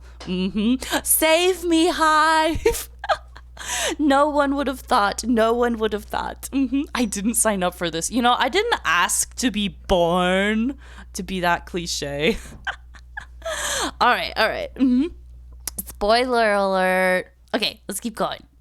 Guess pretty much any amount of Botox impacts this muscle reaction and limits the brain's ability to interpret other people's facial expressions. And so as a result, this can take a toll on relationships if you feel like they aren't engaging naturally. Yes, look at how her eyebrows, they just like don't move. Because as it turns out, micro expressions aren't just a window into someone else's feelings, but they're vital to experiencing your own. When we reproduce emotions through micro expressions, we naturally experience a small portion of the emotion ourselves. By replicating the facial response. And this is a huge part in building empathy as this is what I was just talking about. Yeah, like with like you are recreating the expression and then your body is interpreting that in that way. So like when someone smiles, you are more likely to, you know, your face is going to respond in a mirror kind of similar way, and that will release the same chemicals and everything related to smiling, because smiling actually, it's literally smiling makes you feel better. Like when you smile, your face, like it all signals the same things, because when you smile you're usually feeling good and it tricks your brain. Like just truly fake it till you make it. And this just shows it. Like we're just so set up to respond. She's not necessarily thinking I want to smile, but without even like doing anything, she sees someone else smiling and your body just responds that way. It's so cool. Literally embodying the feelings of others. Because they're unable to mimic the person. We have mirror neurons. We mimic people's emotions back to them. So when somebody's like crying, you go, oh, you know, you lose that when you're all Botoxed up. This study was done exactly on this, where they had patients read dozens of sentences of each kind, both before Botox treatment and 2 weeks later. The scientists not only verified their theory of language processing, they also showed that getting rid of frowns selectively impairs the ability to understand anger and sad sentences. In other words, it's normal to frown undetectably when we try to process anger and sadness. If we can't frown, our emotional understanding breaks down. How interesting. Now, the first thing my brain thought of when I learned this was, what about the children? Because as a mom, I obviously am thinking about how this impacts the parent-child relationship. If you didn't know, our emotional connection... I'm going to even stop before she even gets into this. I'm like, absolutely. How could this not impact your relationship with your children? If your children can't look at your face and tell what you're thinking, how crazy. That's why I have resting bitch face. Like, it's already, exactly. That was already a problem enough for people, of people feeling like they couldn't be understood because they have an RBF. And so this is literally people choosing to live that life. They are choosing to have an RBF all the time. I like studying this emotional intelligence on stream. Yeah, it's nice to like move away from just a bee brain. We're trying to grow the bee brain a little sometimes. With our kids, it plays a huge part in their development. Maybe that's an obvious thing. That's kind of obvious, right? Okay. And there's many sides to this, including the conversation going on right now about how parental screen time is arguably more harmful than kids' screen time. Never mind your child's screen time. Worry about your parents. Never mind your child's screen time. Worry about your parents. A new generation of glued to their smartphones. Yes, because it is. It's the parents that are on their phones, disconnected from their kids, not interacting with them. Like, it's not just, oh, the kids are on screens. Get off your damn phones and go hang out with your kids.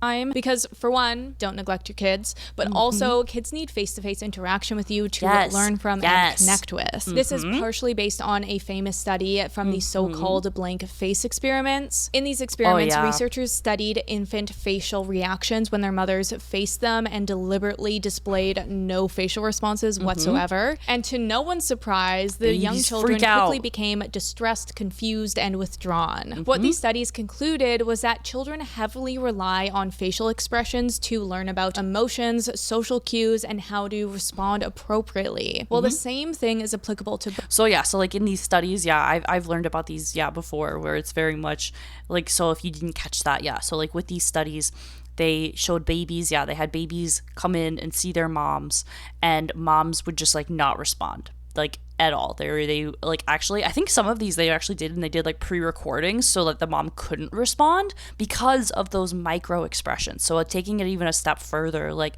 they would show the babies their mom's face and she's like not responding to them. So, the baby is trying to get their attention, mom's just solid, not moving, no expression, doesn't respond, and the babies lose their shit.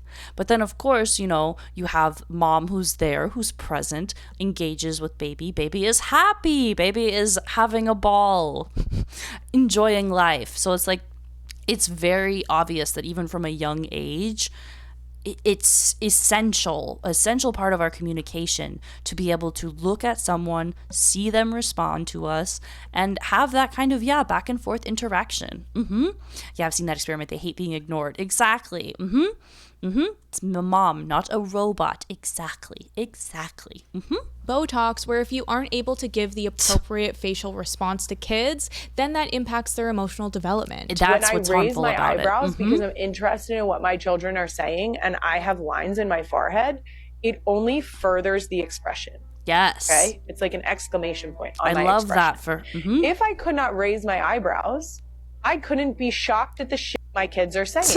And then they wouldn't know that I'm truly invested in the words that are coming out of my mouth. You know what I mean? Because as much as we emphasize, I'm so upset with you because you broke my favorite vase, or maybe the modern version of that is you broke the Switch controller, I don't know. It just doesn't hit the same when during that conversation, your face is serving the whole time. Yes. As Dr. Ed Tronick explains, Botox likely does limit and distort parent-infant communication, possibly making the parent look flat emotionally. Facial expressions for parents and young children are really crucial ways in which we can... And this sucks because it's already hard enough to like learn emotions from your parents, because most parents don't actually show emotions to their kids like willingly. They will like unconsciously, respond angrily, or, sometimes they get sad around their kids. But like a lot of parents try to hide that stuff. A lot of parents try not to argue in front of their kids or break down or like really teach that type of emotional intelligence. And so it sucks.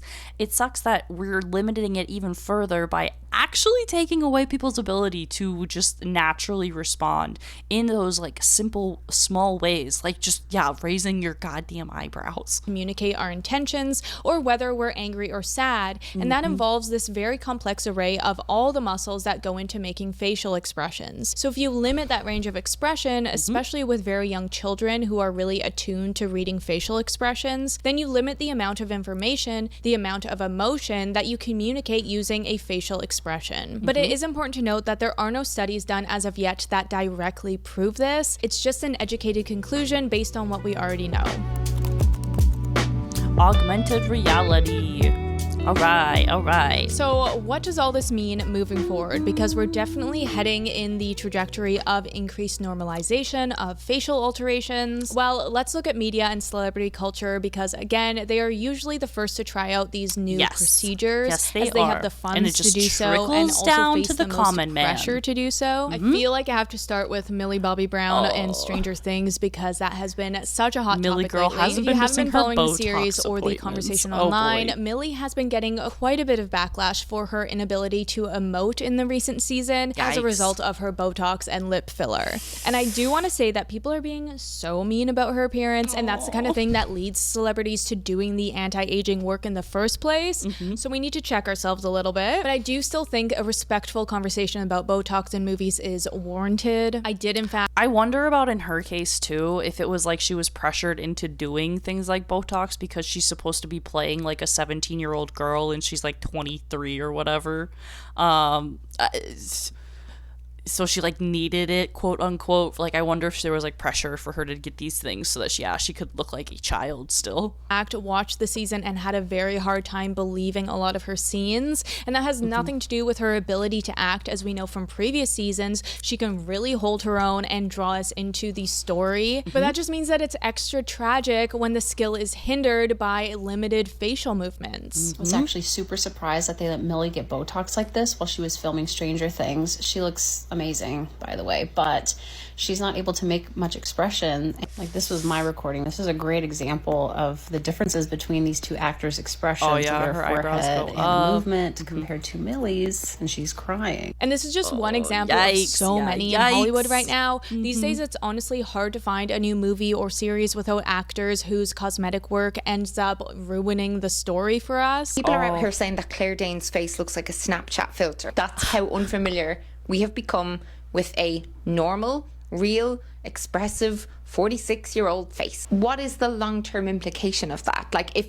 so, are they saying her face looks like a filter and it's her actual just a face? Tons of Botox in their face. What does that do to your art, to how that is connecting with the audience? I first noticed this when Oppenheimer came out and Emily Blunt had so much cheek filler that I was completely taken out of the story. It's based in the early 1900s. Like, why do we look like that? And it's not coming from a place... I can't say that I've ever watched a new movie and thought, like, had this thought about people with, like, plastic surgery and filler and things like that, just because, like, I don't know. I just assume that anything that comes out nowadays is not going to look historically accurate. It's not going to look like anything that I think it should look like, probably because it's a mainstream media, high budget film. So it's probably going to be filled with a bunch of celebrities whose names I already know and whose faces I already know, and it's not going to be anything new. Yeah. Of judgment towards people for choosing these beauty treatments, but because our brain literally cannot connect with a story that doesn't make sense. Another huge one I've heard about is Bridgerton. I don't know about that. It's a suspension of disbelief. Apparently looks way too modern with perfect skin, filler, and veneers. Like, you're trying to sell to us that everyone in the 1800s... She's trying to say, okay, that people, like, disconnect when it doesn't look right. Bridgerton is, like, stupidly popular. So I very much disagree. People like it because of that, I would almost argue, because they like seeing the attractive people. And I would almost argue that if this series, if Bridgerton was made with people that actually looked like they're from this time period, nobody would watch it because everybody would be ugly. People only want to watch hot people. Had a brilliant pearly whites?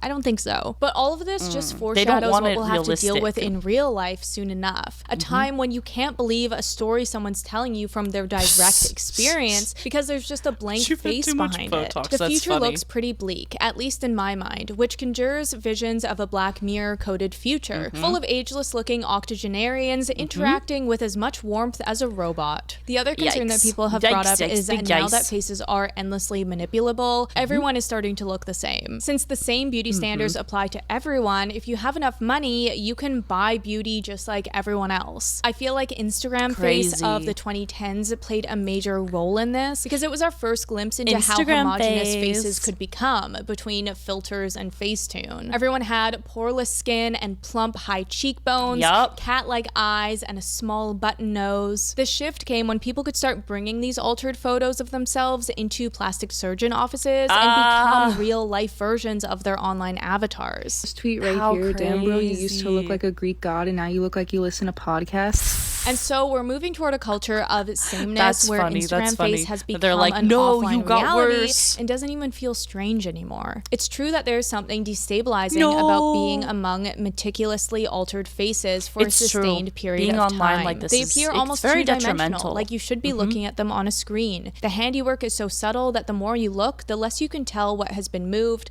cut, and erased, and the less tethered you become to the origin point, what a face modified by time and gravity should look like. Instead, the new faces appear as if they were always that way, belonging to an airbrushed species of another planet. Now, I know this sounds far-fetched, but again, but it doesn't. Just look at the celebrity. Like, it does, but it doesn't. It's like, oh, this sounds far-fetched, but it's like, I even think about, like, I don't know, going out and like seeing people, and there's a good amount of people just like in normal everyday life that it's like they look like these people. They look like these people. And it's like, how do other people look like this? Oh wait, it's not fucking real. It's crazy. Celebrities, they weren't always carbon copies of each other. They were beautiful and distinct. The quirky features that today would be seen as flaws only added to their beauty rather than diminishing it. There was once a time when TV show actors had different looks with crooked teeth, laugh lines, and unique smiles that weren't full of veneers or lip injections. More and more, however, with beauty standards off the charts and so far gone that I can't keep up with them from day to day, it's hard to find that same uniqueness. Happened to all the faces? So last night I'm watching one of my favorite Christmas movies happened to from all the the 80s, faces? Scrooged, where Karen Allen plays the ingenue. Here's Karen Allen right here. Yes, a face. This is her real face. This is a very real, like, smile lines around the eyes, a gummy smile, and I'm not saying that as a bad thing. I think she has a beautiful smile. Yes. I'm just saying that this is what a real person looks like. And she was the ingenue, the main love interest, in not only this, but the Indiana Jones franchise. Ingenue. Rest in peace, but also an ingenue. This group of women has some of the most prolific acting credits of all time. And all of them look like real people. Yes. Beautiful people, don't get me wrong, but how many of these people do you think would pass for modern day beauty standards? None. Now all these quirks have been deleted from existence, and all the celebrities are looking the same. Women. We're talking Christina. All the celebrities are looking these standards. Now all I missed it these again. quirks have been these people. Like, these are beautiful women. These are some of like the women that like I looked up to like growing up. Like, we've got freaking Sigourney Weaver here, and like, oh my gosh, my Janet. Why can I never remember her name? But still, like, we have beautiful, beautiful faces. And this is like, yeah, like I was getting at with like our earlier films of like, you used to actually see women's faces on TV, and they wore makeup and there were things like that. And they've always done that for as long as there's been film. They have been tricks of the trade for how to wear makeup so that you look your best on screen and on film and things like that. But yeah, someone said Marilyn Monroe would be fat today. Literally, she would. Like, it's insane. But we don't document in the same way anymore. We don't capture people on film like in the same way. They're just freaking, it's so infuriating. Do you think would pass for modern day beauty standards? Now all these quirks have been deleted from existence, and all the celebrities are looking the same. Yes. We're talking Christina Aguilera, Lindsay Lohan, Anne Hathaway, and Mandy Moore being the most notable. But the men are in on literally Lindsay Lohan. I saw her a couple months ago on TV for the first time in like I don't know how long, and I didn't even recognize her. I was like, I'm sorry, that's Lindsay Lohan. I have not seen the Freaky or Friday, but I have no interest in it. That's not my Lindsay Lohan. Like Bradley Cooper and Brad Pitt clearly have gotten work done. They're slowly erasing the features that made them who they are. Watching older movies and TV shows makes me feel a little bit sad. And that's because I feel myself mourning the it makes her sad instead of variation in faces. It makes me feel comforted. Plastic surgery standard. Stop watching modern TV. It's been creeping in. Like, it's been so gradual and so ubiquitous that it was kind of easy not to notice it happening. But when you watch stuff now and then you watch this is what I've been complaining that's like about. 20 or 30 years old, the difference is night and day.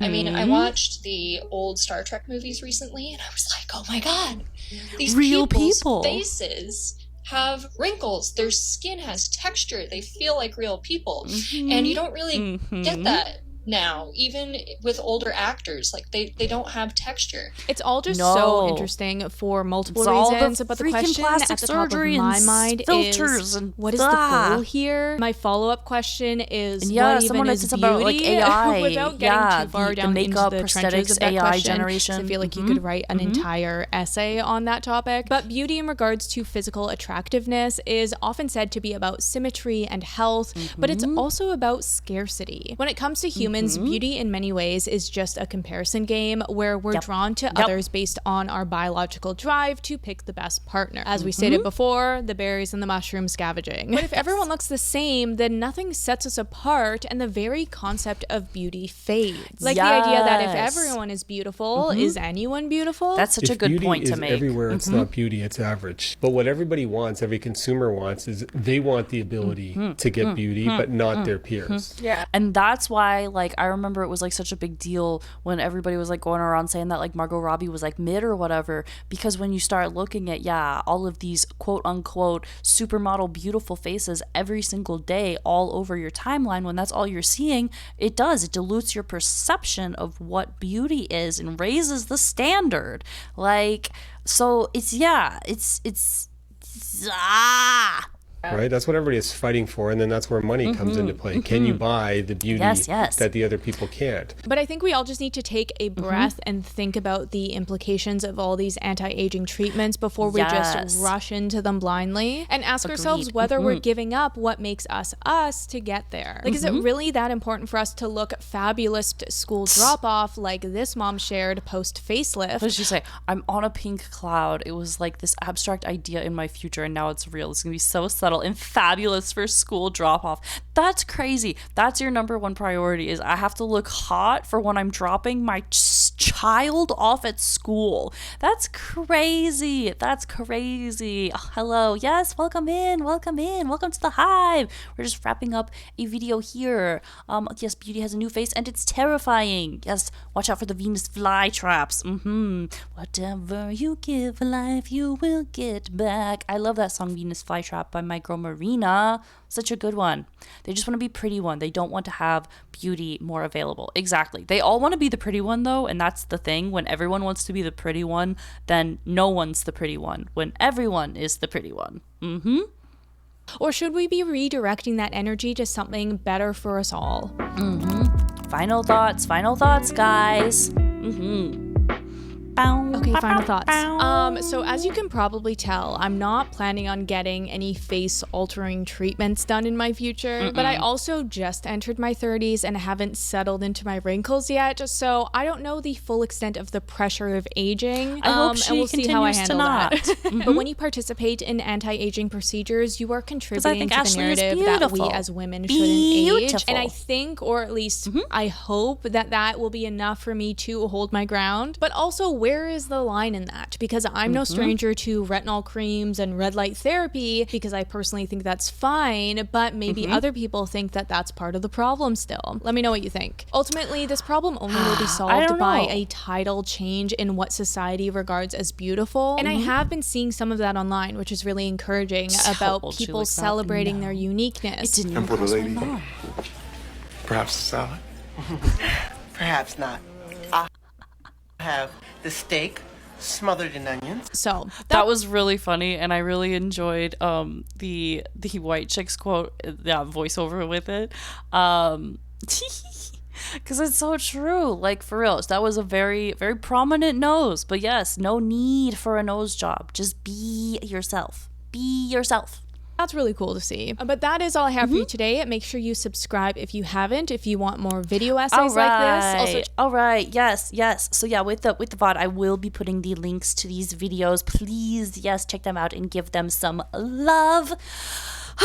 But this was our final video for Live with the Hive. Thank you so much for tuning in, Busy Bees, while we checked in on my news tubes, live from the Hive. Yes, you won't die if you have a natural face. I promise. You won't die. You won't die. Yes, we were just vibing with the hive. But thank you, Busy Bees, so much for hanging out. It has been a blast. I will be back tomorrow. Check your Twitch schedules for the time. I don't know exactly what I'm doing yet, but I will be back tomorrow. So I will see you guys super soon. Yes, stay tuned. Stay tuned for more. All right, it has been so fun, but I will see you, Busy Bees, super soon. Time for me to buzz off. All right, bye.